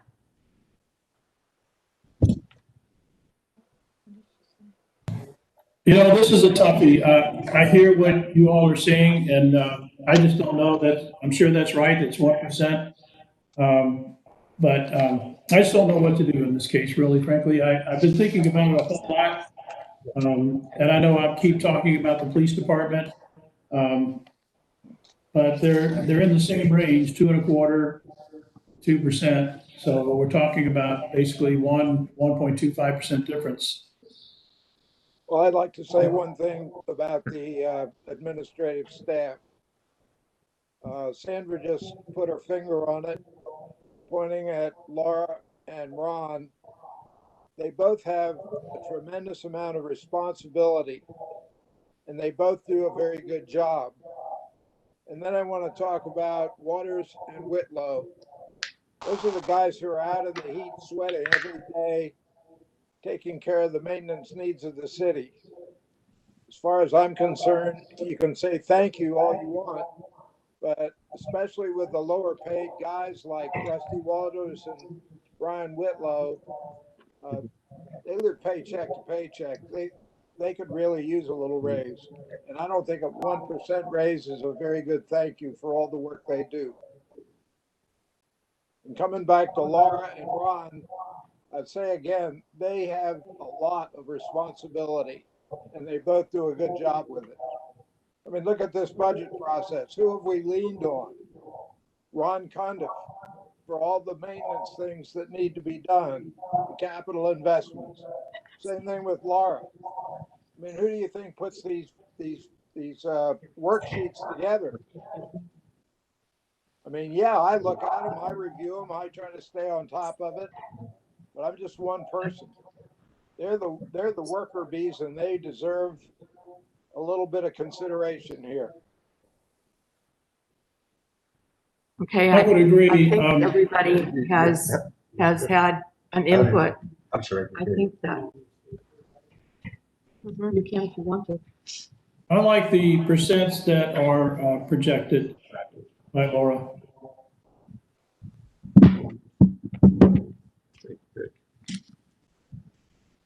Okay, I don't know if they know it's me or not, but Chief Sherrard is at the podium to address us. Can you all hear him? okay. In the 8 years that I've been here, I've never advocated one time for a raise. I'm not doing that now. I would like to point out, though, that some things have changed since that study on local salaries was done some years ago. We have actually fallen behind compared to what other departments are paying. A few months ago, there was a posting for one of the other local departments around. They're now paying $70,000 for a beginning patrolman. Now, these are seasoned patrolmen, kind of like the ones that we're hiring. And in fact, a couple of the officers that we have came to me and said, can you believe what so-and-so is now paying? Yeah, because that's pretty high compared to. That's fairly high, but that is not atypical of what the going rate is now becoming because of what has transpired in the last couple of years. It's a difficult job to take.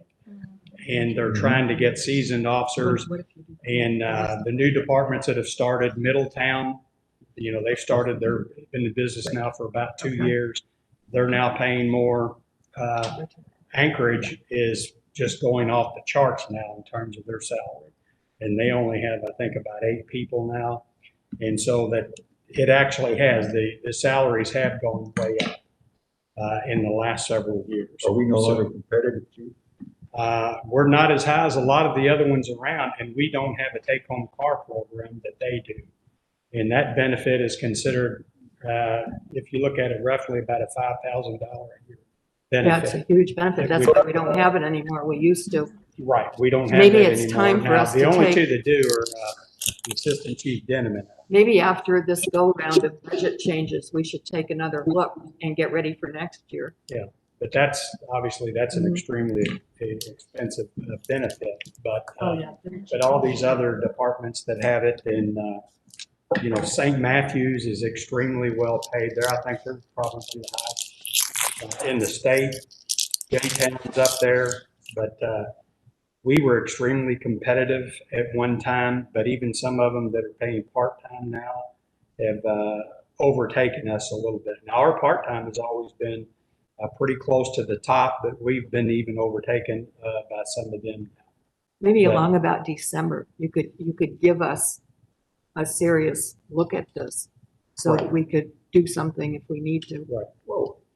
But again, that I'm not, No, up We here appreciate the advocating information. for that. But I will tell you that the landscape has changed okay. in the last 5 years, that we are no longer at the top At the level top, of the which is locals. certainly And where in we fact, were. we've sort of fallen behind, Okay, although there's some that are still below us. okay. Thank you. A question, Chief, and this, and I appreciate the information. It's useful, and I think it's appropriate that we consider that. Because as Greg said earlier, you know, safety of the residents is primary responsibility of ours. But my question is a little more, plebeian, I guess. Why, when we were presented with this budget, wasn't that something that flashed out at us? The police should get not just a raise, but Well, we need- should be looking at their base pay. Well, we should be looking, Relative to we should everybody also else. be looking at the supporting data, which is why I asked for it in I December of this understand, coming year, but that's an because underlying, to me, that's an underlying necessary ingredient. in I the agree. Original run through that says our police are underpaid. and here's when- why. Here's why, and here Exactly. council is recommending One of the an things, increase in the base pay, well, not a 2%. I know, one of the things that we've all started talking about with, just because of what we've gone through, is that we would hope next year's budget process would involve solid information like what he's talking about from the get-go. And I think that will happen, because I agree with you. It doesn't do us any good this late in the game to try to adjust something that we don't have any data about. On the other hand, I really appreciate you sharing that information with us. Again, I just don't want to see us fall any further. I agree. Is what Nor was do we, saying. but Because at that point, I do fear that we would lose, you know, some people, because they all get the same email that I get, that they're constantly recruiting for other people. thanks. Was that clear? Yes. I just want to say, the people are our most important asset, not to, Okay. I know it's been said, but they are. And so, and good people are worth every penny. So in light of the climate today, what would the council think, how much trouble would it be to consult with an HR professional, someone who could advise us and come back to us on this? I'm not in support of consulting an HR person because I frankly don't think it's needed. But I hear the chief's point, and I think one of the things that this council has always made a top priority of, because our residents make a top priority of it, is our public safety, and that people move to and stay in Prospect because it is consistently the safest city in the state, or one of the top 5 safest cities within our state. And we certainly want to maintain that. Also, to just remind everybody, there is a distinction between the police department and the maintenance and the general administration department, and that these are hazardous pay employees because they are in hazardous jobs. And as the chief has pointed out, the landscape for people in public law enforcement has changed dramatically in the past 5 years. It has become even more hazardous than it was. And it has become increasingly more difficult to recruit and retain good officers in any department, but certainly one must be competitive to get the cream of the crop, which is what we like to pride ourselves on having. I know that as a rule, the council looks at the pay raises across the board.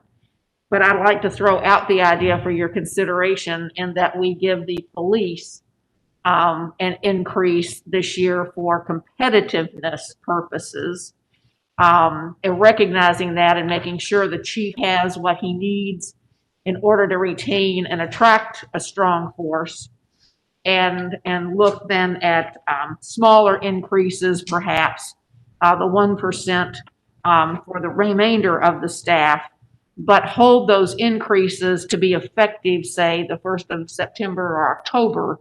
So that's just an idea to consider there. Mayor, I'd like to make a motion. It'd be 1.5% for all officers, and also including Laura and Ron, 1% for every other employee, retroactive to July 1st of this year. Second, If I may, I'd like to add, why don't you all take my raise and give it to the guys? They need it more than I do. This is pathetic. Chief, there's no second. You seconded it. Second. We're in discussion. Mhm. Chief, what would you say is a percentage that we're behind? you see, but you can't do that. You've got to look at all of the agencies that we're competitive with, and right now, we don't have that. That's true. We have no conglomerate number. We have knowledge of certain other cities. I'm not asking him to present an analysis on paper. But we I'm can't asking take for an a vote opinion. based on Yes, one ma'am. or two. I'm asking for opinions. Okay. I've got one. I don't even want to vote on that. Actually, my thought all along was 3%. And I thought the 2.25 and the 2.5 and the 2.0 is very, very fair.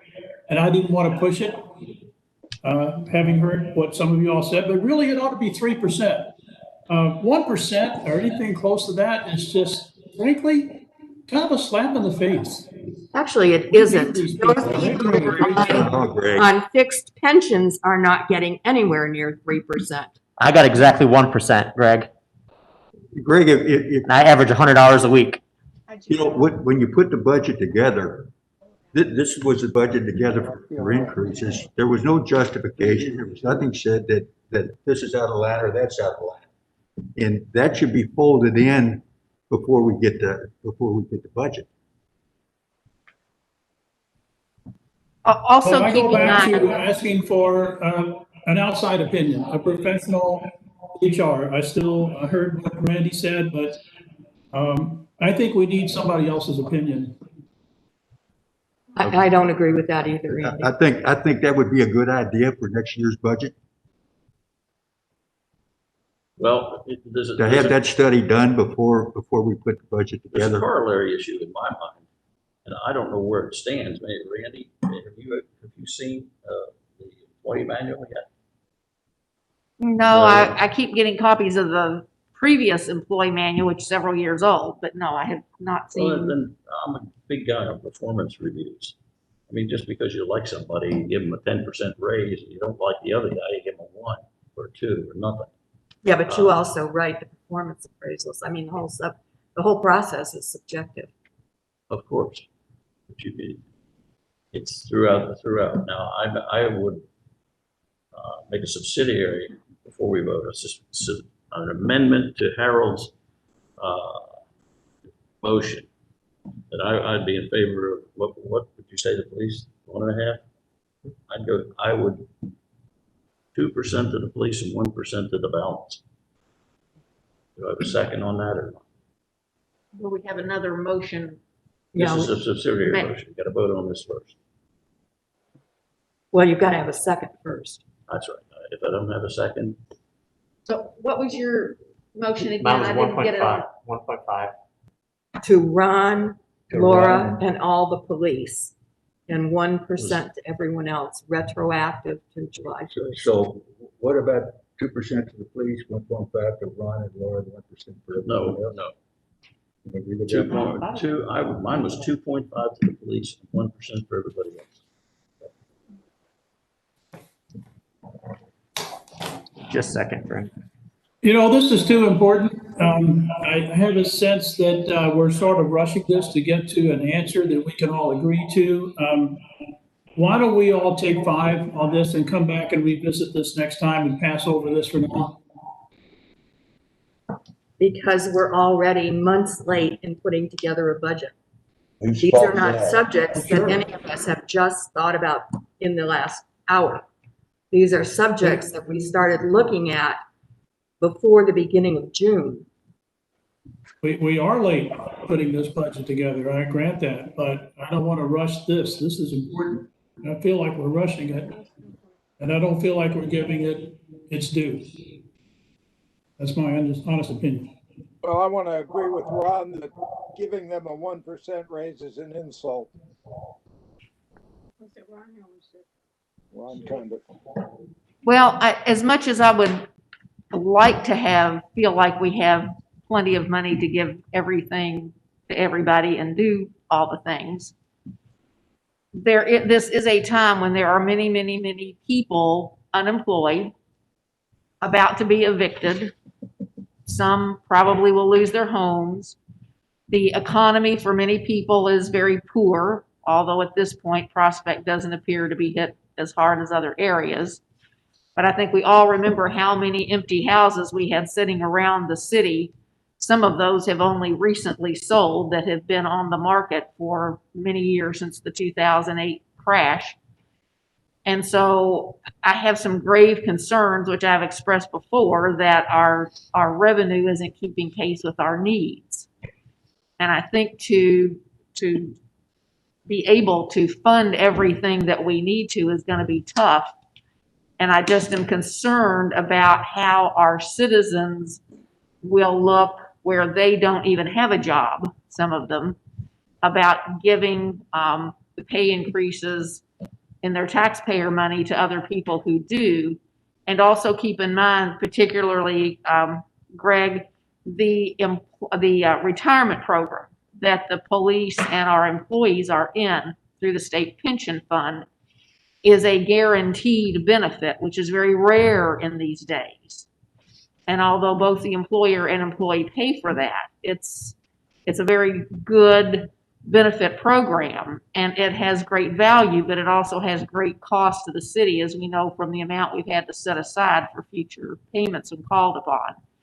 So just remember that it's not just the cost of the salary increase and all the things that flow from that, such as Social Security and Medicare and unemployment and workman's comp, but also the cost of the CERS and the hazardous system.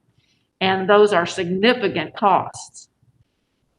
I realize that, and I realize that if the base goes up, then all of these other factors go up exponentially and they go up forever. I realize that, of course.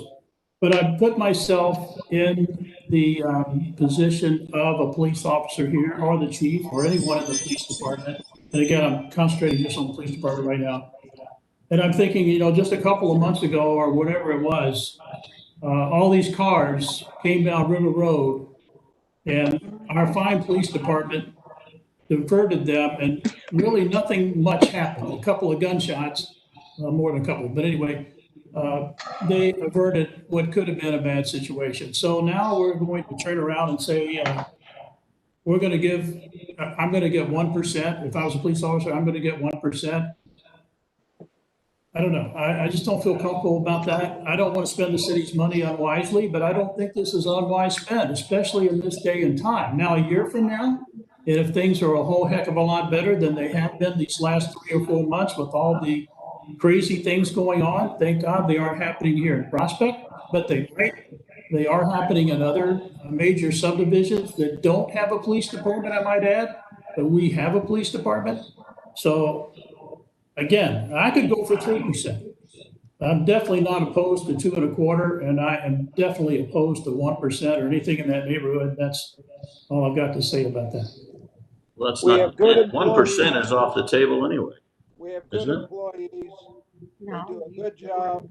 Both of They're that. more Not the important, police. Oh, no. let me finish. They're more important than trees. And I would also like to point out, to Randy's point, we have come in under budget every year for 7 years. And last year, we came in $447,000 under our revenues. I'm going to ask you my colleagues here. I gave you at one point a month or so ago a history of the salary increases that have been given in the last 4 years, exclusive of police. The last 4 years have been significant increases, not 1% or 2% or cost of living. No, very often we have given significantly more than consumer price index or something like that. There were at least 2 years that I'm aware of where my Social Security didn't go up at all, but we granted significant raises to our employees. So if you're saying we have a history of doing beneficial increases to our employees, that's true, we do. Increases to bring them up to local No, standards. we tend to always vote based on emotion, not any standards, I'm afraid. Well, I'll agree with that, but I just want to point out that this has not been a 1% a year in the last 5 years. You're absolutely This is correct. probably closer to 30% in It's a some significant cases amount of money. in the last 5 years. Yes, it So is. we need to factor that in. Frank, I'd like to see that. I'm sorry, somebody said something, but it broke up. That was me. I would like to see those facts because I think you're wrong. Well, Ron, you're the one that gave me the information. So, I gave you no information on raises, Frank. well, I would like to see your figures because I think you're wrong. And while I'm at it, I would like each and every one of you all to go out and hang with those guys while they're out there sweating their butts off for $19 an hour trying to make a living.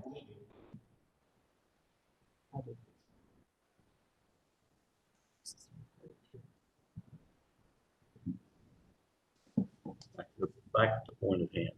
I have a motion on the floor, 2.5% to police, 1% for everyone else. Is that gonna be And there's second? no, has not been a second. It dies for lack of second, okay. Okay. Well, then we So have, now have a we, motion. We have a yes, we motion do. on the floor. As I recall, we have a motion on the floor by Harold, and I'd like to hear it restated because it's been quite a while. Restated, Yeah. 1.5 for all police, including Laura and Ron, and 1% for all others retroactive July 1st of this year. It was seconded by Sandra. Okay. Did I hear the names Laura and Ron? That's correct. All right, it's been moved and seconded. I'm gonna have a roll call vote. Frank, Yes. Mandy, Yes. Don Gibson, Yes. Harold, Yes. it's your motion. Sandra, Yes. Greg, No, all right, 5-1, it has passed. That wraps it up, doesn't it? No. Then we have, line 5714, and it's under professional services, What page? 6.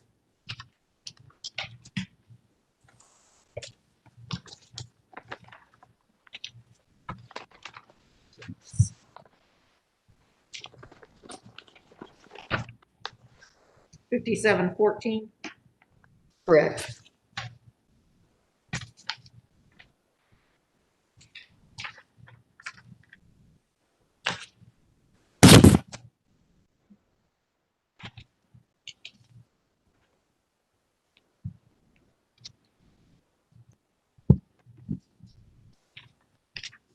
Frank, Putney Pond Spillway, you were saying you thought it would be about 50,000 for an engineering?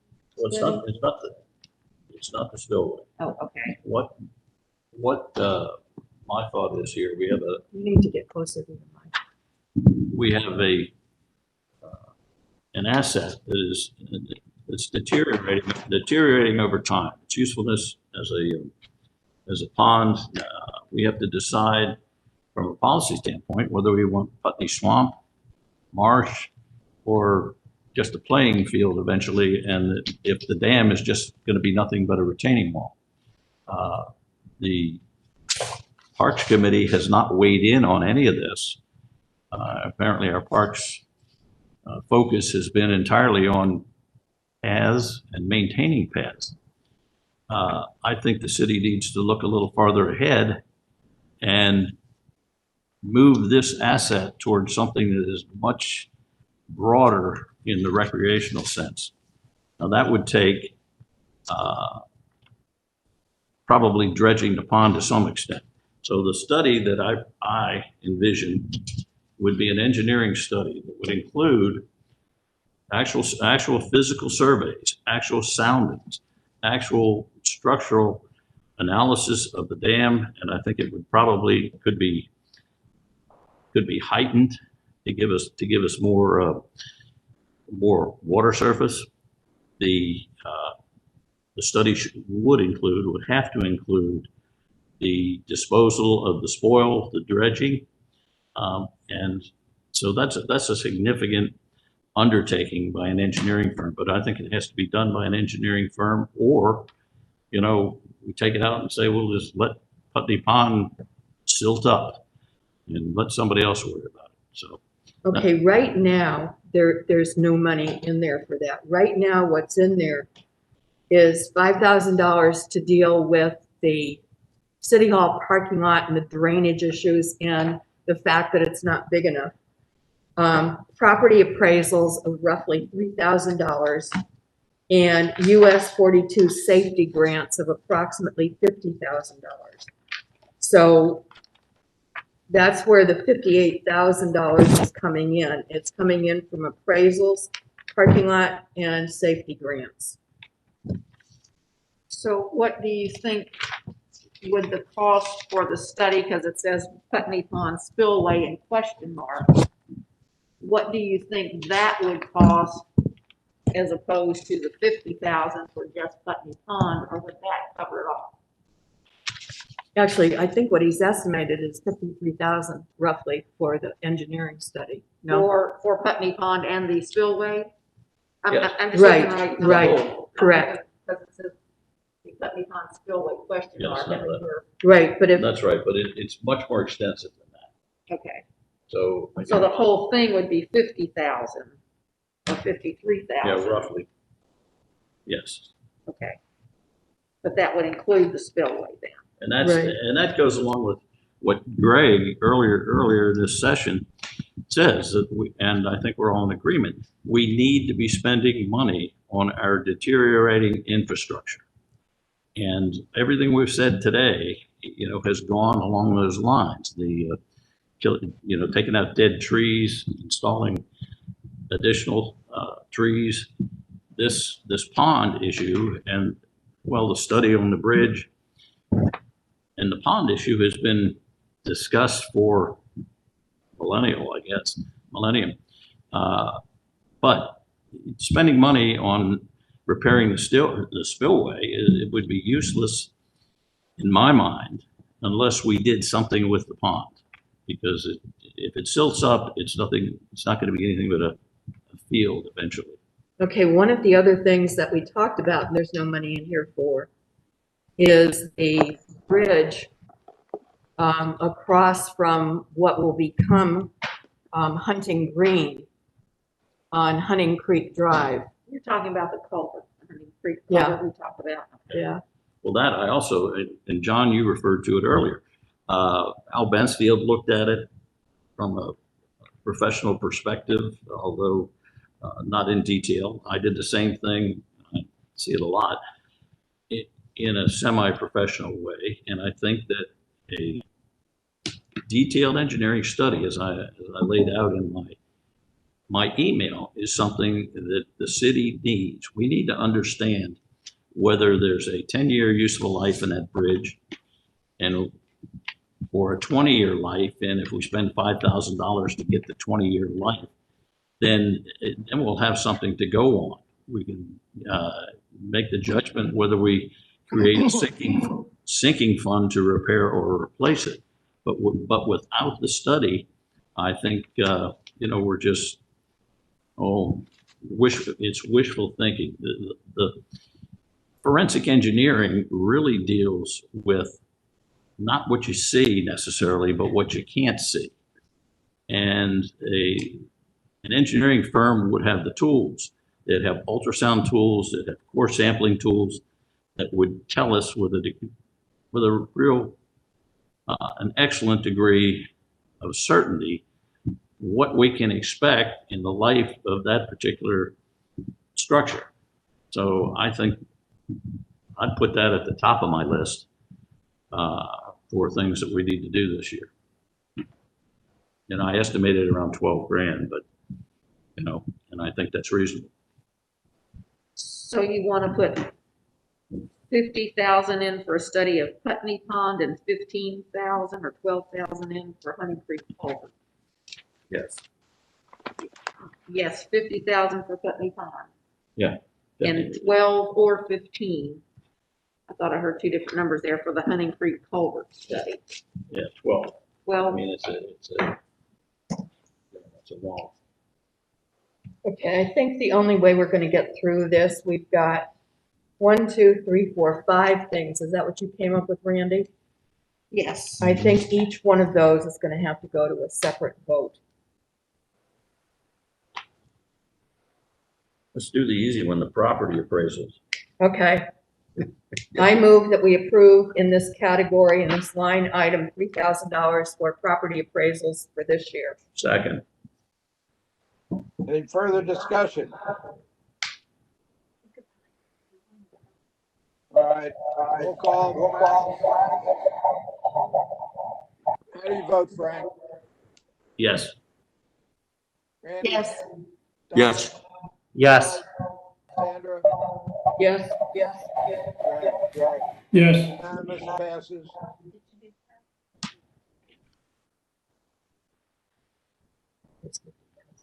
City Hall parking lot.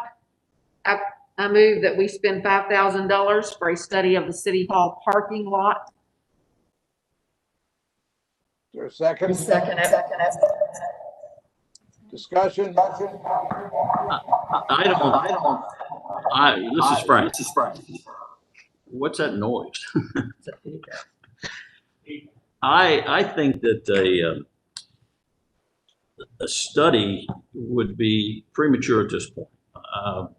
When we know we need something done with that parking lot, but I'm not sure this year a study would be something that would be useful. Normally we'd get an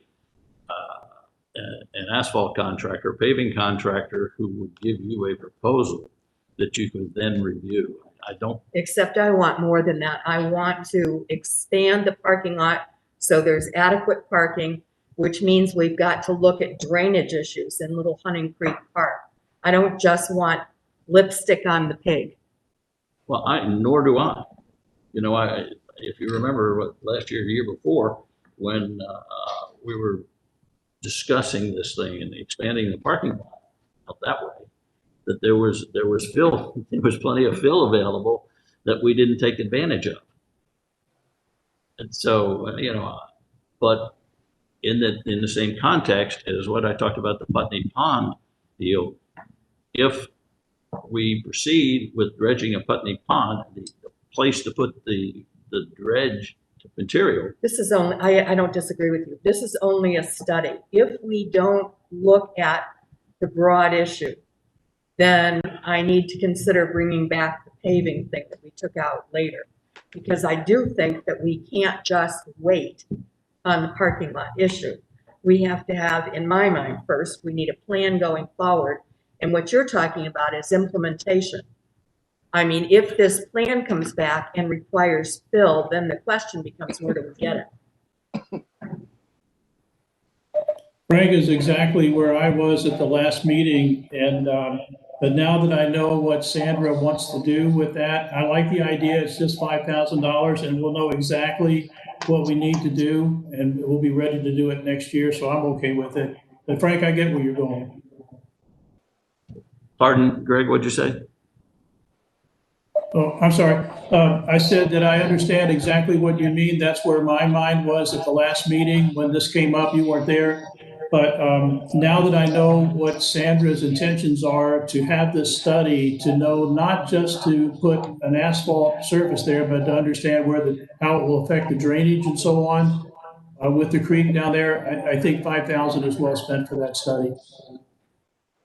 Thank you, sir. Shall we call for a vote? Is there a motion on the floor? Yes, there is. It was made by Andy and seconded by me. Okay, then we'll vote. Frank? I'm going to abstain on this.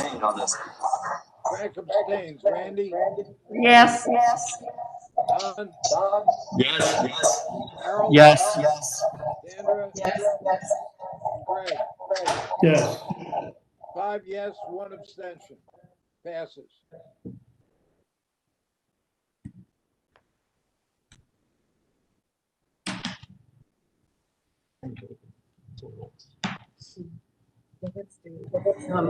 Can I go ahead and bring up the LED lighting for the city?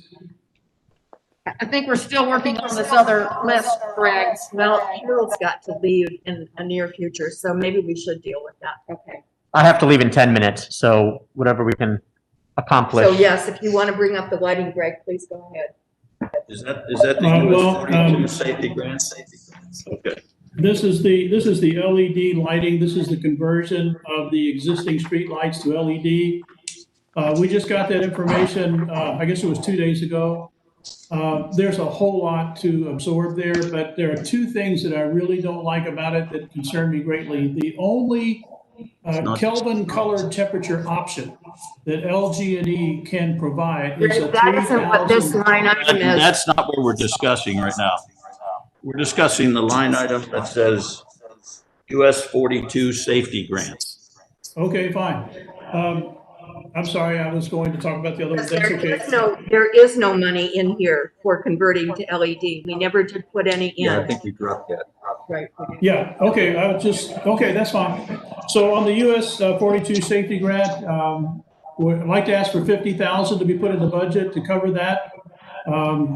It probably won't even be 40,000, but we know that it won't exceed 50, and that will cover everything we need to do. So I think this will put Prospect in a perfect place later on when other TIP monies become available, but they won't be available next year. So this is something that would give us the opportunity to have professional opinions, transportation opinions, and so on. Everything from an engineering perspective on what can we do to make Prospect safer. At the end of the day, this is like 1% of our budget, so I'm asking for the $50,000 to be budgeted for this grant. I'll second. Okay, moved and seconded. Any further discussion? Yeah, I haven't seen any empirical data that would support the words that have been put forth. So I'm not in favor of proceeding with this at all. Well, you were sent detailed information to all the council on what exactly this would be. So I'm not sure I know what you mean, Frank. Well, there's no empirical data associated with it. I mean, safety is a motherhood and apple pie term. There's no baseline for your statements that there's going to be safety. You have well, this doesn't come just from me. This comes from KIPTA. And I wish you would have been there, Frank, to hear KIPTA's reaction, who said, we know the problems in Prospect. We are very well aware of the tremendous impact upon US 42, from the shopping centers to the increased traffic, through the through traffic, to the accidents, to the deer collisions. And I could go on and on and on. I don't want to bore you to death on that. But let me just say, suffice it to say that KIPTA and subsequent to that, the Kentucky Transportation Cabinet are all highly in favor of this study. And once we do this study, it will identify and prioritize our needs, something that we've never done before. It's a unique opportunity for us to know exactly what we can do to make this community safer for all of our residents or for anybody passing through. So It's 1% of the budget. I think it's money well spent.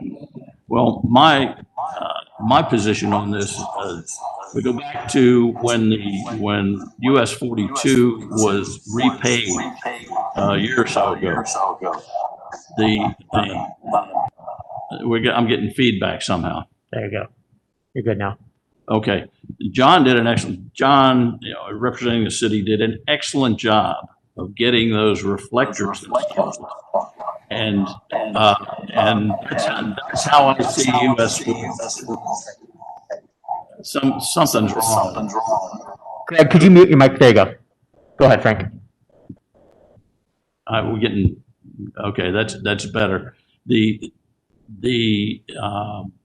Anything, in my opinion, that happens in US we pay federal taxes and we pay state taxes. The state has the obligation to do this. For us to usurp, I don't think is in the interest of our residents. Paying for things that benefit, spend an awful lot more benefit to folks other than is just not something I'm willing to support. Well, it's going to be a really great thing. I'm sorry about the chatter. That's coming from my computer somehow, and I don't know how to stop it. I'm trying to mute myself at every opportunity, but of course I have to talk and address this. It's a unique opportunity, Frank, and it's coming from a whole lot of research. I did send that to you. I hope you had a chance to review it. Actually, the only stuff we've received is the PowerPoint that was done a long time ago with a cover letter. We have seen nothing from CUPTA at all as to what their expectations are. Greg, thank you. We have seen nothing from CUPTA at all. Yeah, you wouldn't have gotten anything from CUPTA, but you got a presentation from the working group. I guess it was last Monday. And in that presentation, it delineated the unique opportunity that we have before us to really know exactly what we can do in this city of Prospect with somebody else paying 80% of the cost. So I think it's a terrific opportunity. I hope you all agree. Let's call the question. Call the question, have the vote. Okay, what's I'd the just like to motion? say one thing. I'd like to say one thing. Last Saturday, I talked to 20, 30 people in Bridgepoint, and they're pretty happy, except for one thing, and that's turning left into Bridgepoint. And one lady told me they moved here from Lexington, and her son was in an accident, and she was in an accident, making a left-hand turn. Several people said they don't even bother. They go up the Wolfpan, come around and come into the back. And so I think that the people in Prospect, that Sutherland, Innisbrook, that have to take left-hand turn at Bridgepoint, I think it's a problem. And I think we need to look at it. Well, Don, I don't think anybody disagrees it's a problem. But I think the question is it our problem to solve, or do we have the power to do that? I mean, you've seen the two books on studies that we've done. We get a lot of pictures. We get really pretty things that say you should have a left turn and you should have a right turn. But within what we are, our ability to do that is. In other words, we don't have the ability to go and change the street, is what you're saying. Yes. Not only that, but not just the documents that you've provided to Don. This study was done, it may not be the same one, probably 12 years ago, and their recommendation was that they widen 42, and literally the street was going to be right in front of City Hall. And I think a lot of those same problems still exist. I would still go back to the fact that I think we need to call the question while Harold is still here. I agree. Let's don't use something that happened such a long time ago as a measure of what will happen this time. And I don't know what they're going to project or decide. And it's a whole lot more than just left-hand turns. That's just a small component of a multifaceted Greg. opportunity here to see what we can do for the city of Prospect. to Excuse make me, it safer. Don, the question's been called. We need a vote. What do you mean the question's been called? I have a right to give a comment. I'm still talking about it. What do you mean by that? Yeah, we're in discussion, Frank. There's a motion on the floor. Greg's discussing it. That's allowable. It's a lot more. Please don't take something that happened so long ago, like something that we conceive as really bad, like a lane right in front of the city hall. I don't know what they're going to come back, and neither do you. But we need to look at and take advantage of somebody else paying 80% of the cost, and an opportunity that's a unique opportunity that will put our city where all the other cities who got this tip money grant this year because they have participated in this interaction with KYTC in the past. So if we do it this time, then we're going to be in the forefront of the opportunity when it comes back around next time, and we'll know exactly what we want to do and what we need to do to make the city safer. Thank you. Yeah, I agree with Greg. Now, we have a motion on the floor. Would someone please restate the motion? Yes, I move that we approve the $50,000 for US 42 grants. And who seconded it? I did. I seconded. Okay, let's have a roll call. Frank, No. Randy, No, not at this time, and not because I oppose the project. I would like to see us be able to get this grant perhaps in another year when the economy is more stable and when our budget is in a little better position to absorb it. that's a speaking no. That's enough. Don Gibson, Yes. Harold Shue, No, for the same reasons as Randy.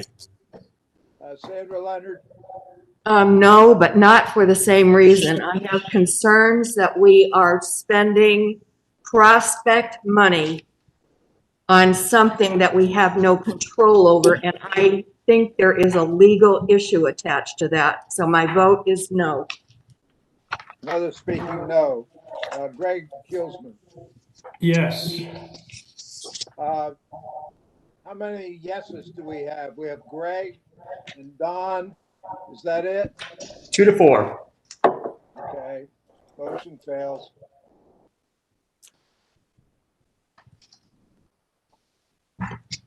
I move we spend the $12,000 for the Hunting Creek culvert study. I think if we were to let that pass and it caves in, it would create a significant traffic problem and safety problem for the city. Second. Any further discussion? Harold, stay there and vote. Can you state that again, please? I just want to make sure I understand. I'm sorry. Can you please restate that? Moving that we spend the $12,000 on the Hunting Creek Culvert Bridge study, because if we permit that thing to go long enough and it fails or falls in, we will have a significant safety and traffic problem in the city. Is that all part of the motion? You know, the motion is that we approve the $12,000 for the study. Okay, fine, and it's been seconded, so we'll have a roll call. Frank, Yes. Randy, Yes. Don Gibson, Yes. Harold, Yes.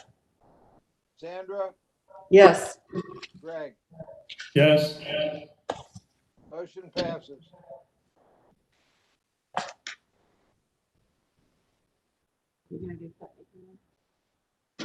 We might note for the record that Mr. Shue has left at 3:30. All right, The last item is a comprehensive study for Putney Pond targeted at $50,000. I moved that we install that in this budget.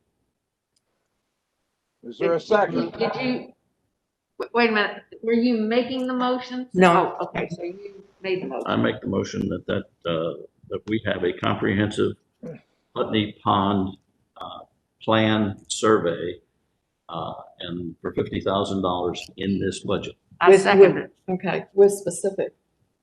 with Been moved and specifics. seconded. Any discussion? But what are we going to do with it after we spend 50,000 to study it? We will have, if the study is done properly, that deals with how we go out with our request for quote. We will have a way to improve our facility markedly and having a lot of other benefits within the city in this area within the parks. We would have something other than a bunch of pretty pictures. We would have deliverables which consisted of specifics that we could go to contractors and implement, whether one time or step-by-step basis, whatever their recommendations are that we accept. And we could also take the plan, and if it's a very expensive situation, which it probably will be, that we could create a sinking fund so that in the future, we could deal with it within the next 5 years. The Band-Aid and bailing wire approach to that spillway would be resolved at the end of this. So there are recreational benefits. There are actually potential savings by rolling into this the spillway, so there you go. I mean, I think it's. Okay. Frank, why do you think it's $50,000? Well, because it actually, we didn't look into it before. That isn't a fair choice of words. But there is a very real concern with Putney Pond. It is silting in, and it's on its way in a very near future to Putney Swamp. Yeah, I understand Okay. that, but why $50,000 for the study? Because That's all pretty obvious. no, it really isn't. There have been a Why lot not? of changes with what the Corps of Engineers have done over the past. This went way beyond anything we could have afforded in the past, because not only did you have to take the stuff out, you had to do things to it and find a place to put it. And it was a huge, I mean, we're talking millions of dollars. And now the EPA has changed a lot of their guidelines, and this is the time for us to do something comprehensive where we can take a look at it. And the spillway, parts of it were put up in the 40s. And the chances are that we need, it's not different in that discussion than the one we talked about on the culvert. We need to find out what the potential problems are, how long that thing can live, and we need to start allocating money for it, because if anything happens and we don't deal with it, the potential is enormous. Or it becomes useless. Well, Yes, or we no, drown the I people would below disagree it. with anything you said. My question is, why does it take $50,000? Well, because it would give us that? it would take not only a survey, Yeah, it's not just on paper. topological survey. Right.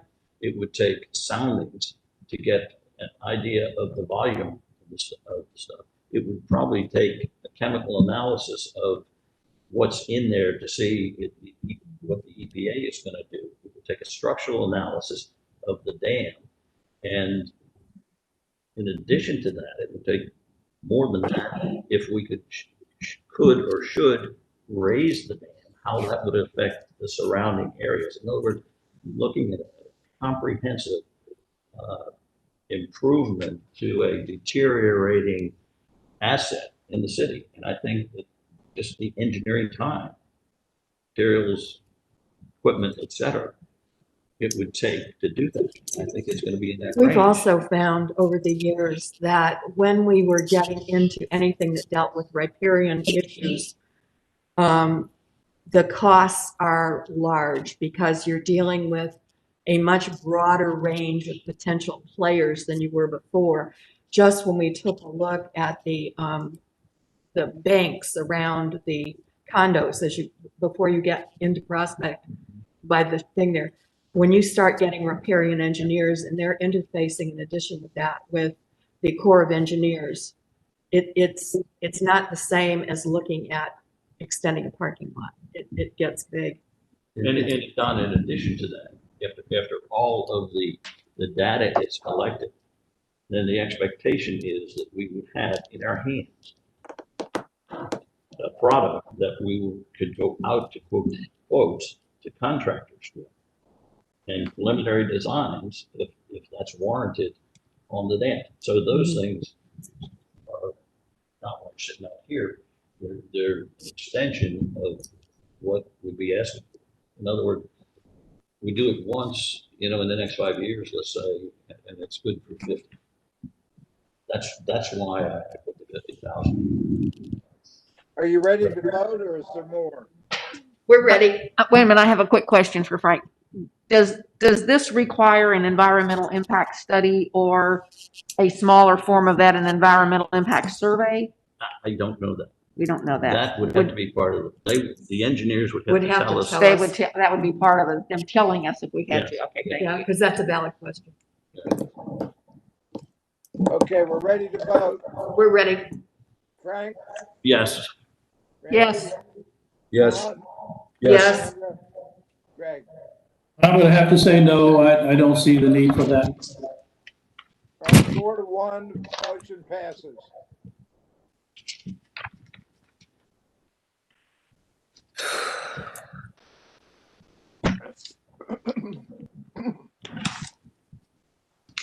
That's it, right? To the best of my knowledge, we've now covered everything. The next step I'm thinking is that we need to have a final run through of the workshop. And then, I think what we need to do is go back and finalize these numbers based upon the votes that we have taken today. Then bring that back so we can make that a vote for the budget and adopt, because there's been so many questions and so many specific projects identified at specific amounts and line items this year to approve as the budget workbook and its notes and its amendments. Okay, I have one question. Yes. I'd just like to hear about line 5730, which says council outside services, $25,000. What is that? John, I can explain that, I think, in part. The council has an oversight responsibility, and although I'm not aware that we've ever used it, I think it's important that we have that in the event we need to conduct an investigation into some internal issue, some malfeasance or whatever. And without money that the council could spend doing that, and this is all hypothetical, but in the event it could be stonewalled, because the issue would be that, okay, there's not money in the budget, the council can't do that. So that's the basis for it. It's our oversight responsibility, and we may need to spend money on a lawyer or an accountant, something, if we're concerned about an issue. Understood. Thank you. If I can interject before we go any further, there was no vote taken on approving the final figure for 7313C. 73. Yeah, Page that's the number, one, Laura. 53,000, I think it thought it was. Yeah, I think we all agreed it was 52,000, but there wasn't a vote taken to affirm that. I thought we did. yeah, I thought we did too. That's 73. 73. 13C. Right. Yes. Yeah, that's the city hall Sandra, project. Sandra proposed removing the 45,000 for paving the parking lot, but there was no Yes. second and no vote. Okay, and we put 1,000 in there for the clock. They make it 53. So. no, you're right, because we needed to have you come back and give us an actual total. You're right, we did not vote for that because everybody was throwing around 1,000 here and 52 there. And what we've asked you to do is come up with the real number and we'll vote on it next time. You're absolutely correct. Okay, to Okay, but clarify. there's gonna be a slight problem with that because, as I said, the clock has been paid for, and I can tell you what the bill was, but this number, the 7313C, does not exist as we're currently accounting things. So I can't actually put that in there yet. I can just tell you how much it was. Where would you put it, Laura? I'll have to double check. It would either be under service contracts or facilities maintenance, 7312 or 7313.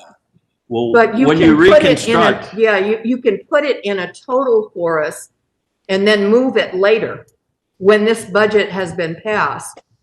or, So as a preliminary total, it can go in here. or Sandra, she could put it in wherever it is right now and take that $1,000 out of, just delete that line But item. we don't have to. I mean, it can go where it's going to But go. it's already it's already Well, somewhere. No, it is it's somewhere because of the way they paid bills. But if we're going to pass this as a unit, it needs to be where it needs to be.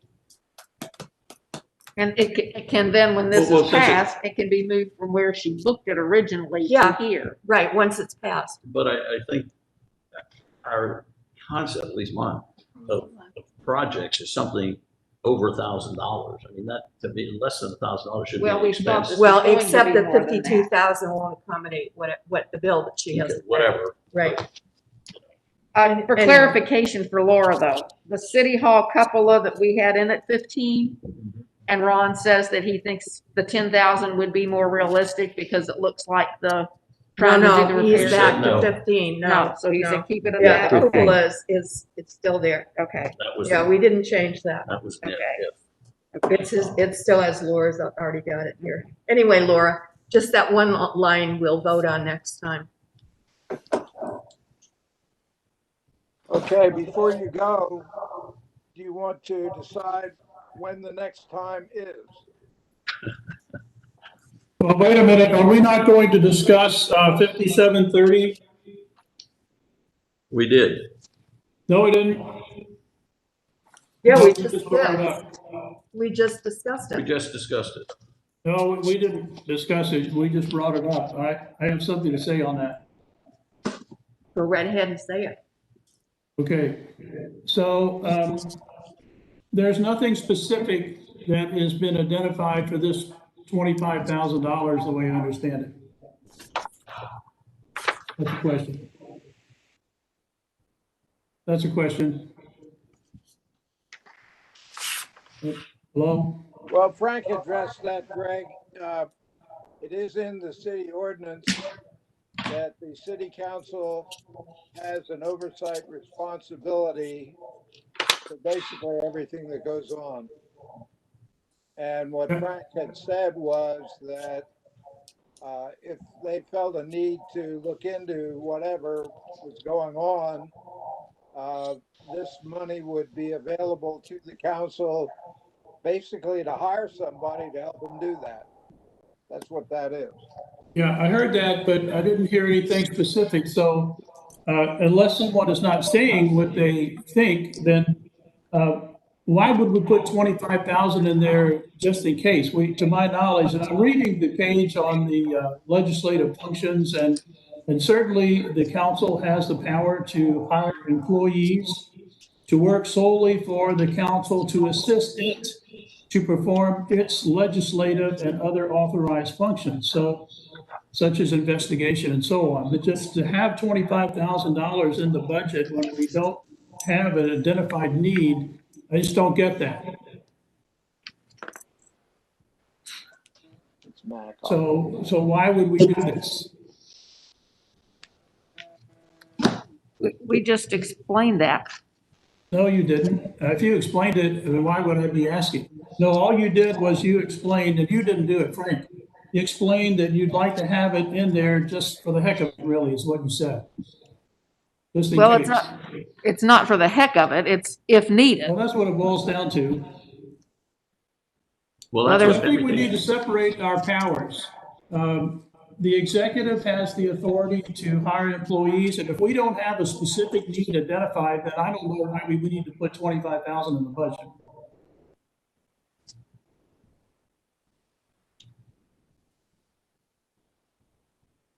Well, would you like to call for a vote on that issue? Didn't we vote on it? No, you didn't vote on it.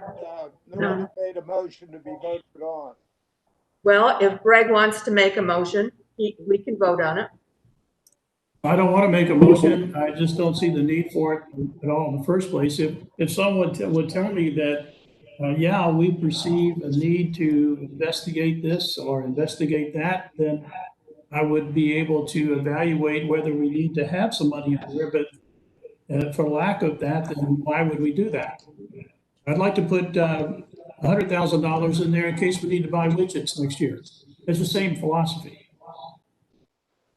Well, I disagree with you on that, with Greg. That's fine. Sure. I move that we approve $25,000, should the council need it, to fulfill its investigative function if necessary. Second. Okay, any further discussion? Frank, Yes. Randy, Yes. Don, Yes. Sandra, Yes. Greg, No need. 4-1, passes.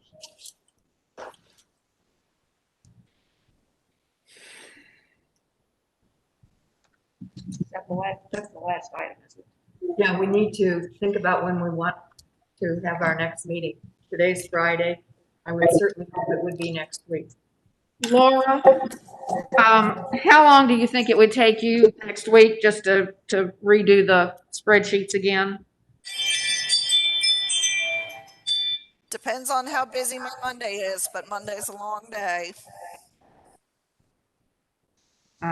So if we met on Wednesday or something like that, it would be okay?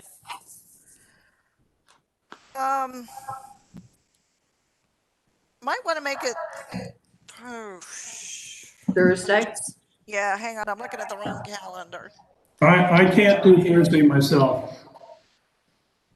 Next Friday? Friday. Okay. Friday's I like a can big do, weekend. I can do so- Friday morning, Okay. or I can do after 3 or after on Friday. Frank? I can't do Friday morning. I can do 3, but I can only be here an hour. So that shouldn't take I'm an open hour. all day Friday. At this So point. you can do after what time? I could do like 3 o'clock on Friday, or I could do in the morning. Yeah, and he can't do the morning, but you can do after 3. You do 3? So 3 you both could do? Well, if you do it at Okay.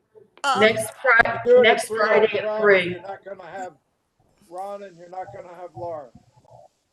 Well, it looks like that's the only time that they're available. Actually, I think I can swing Wednesday afternoon. Okay. Okay. I can't do it, I can do it at 2 o'clock on. Randy? I can do Wednesday morning, or I can do, Wednesday at 3. Okay, so we're Wednesday at 3. Frank?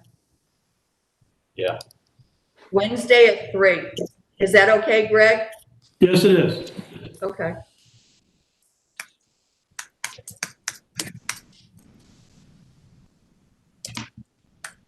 Do I hear a motion to adjourn? So moved. Second. All in favor? Aye. Bye.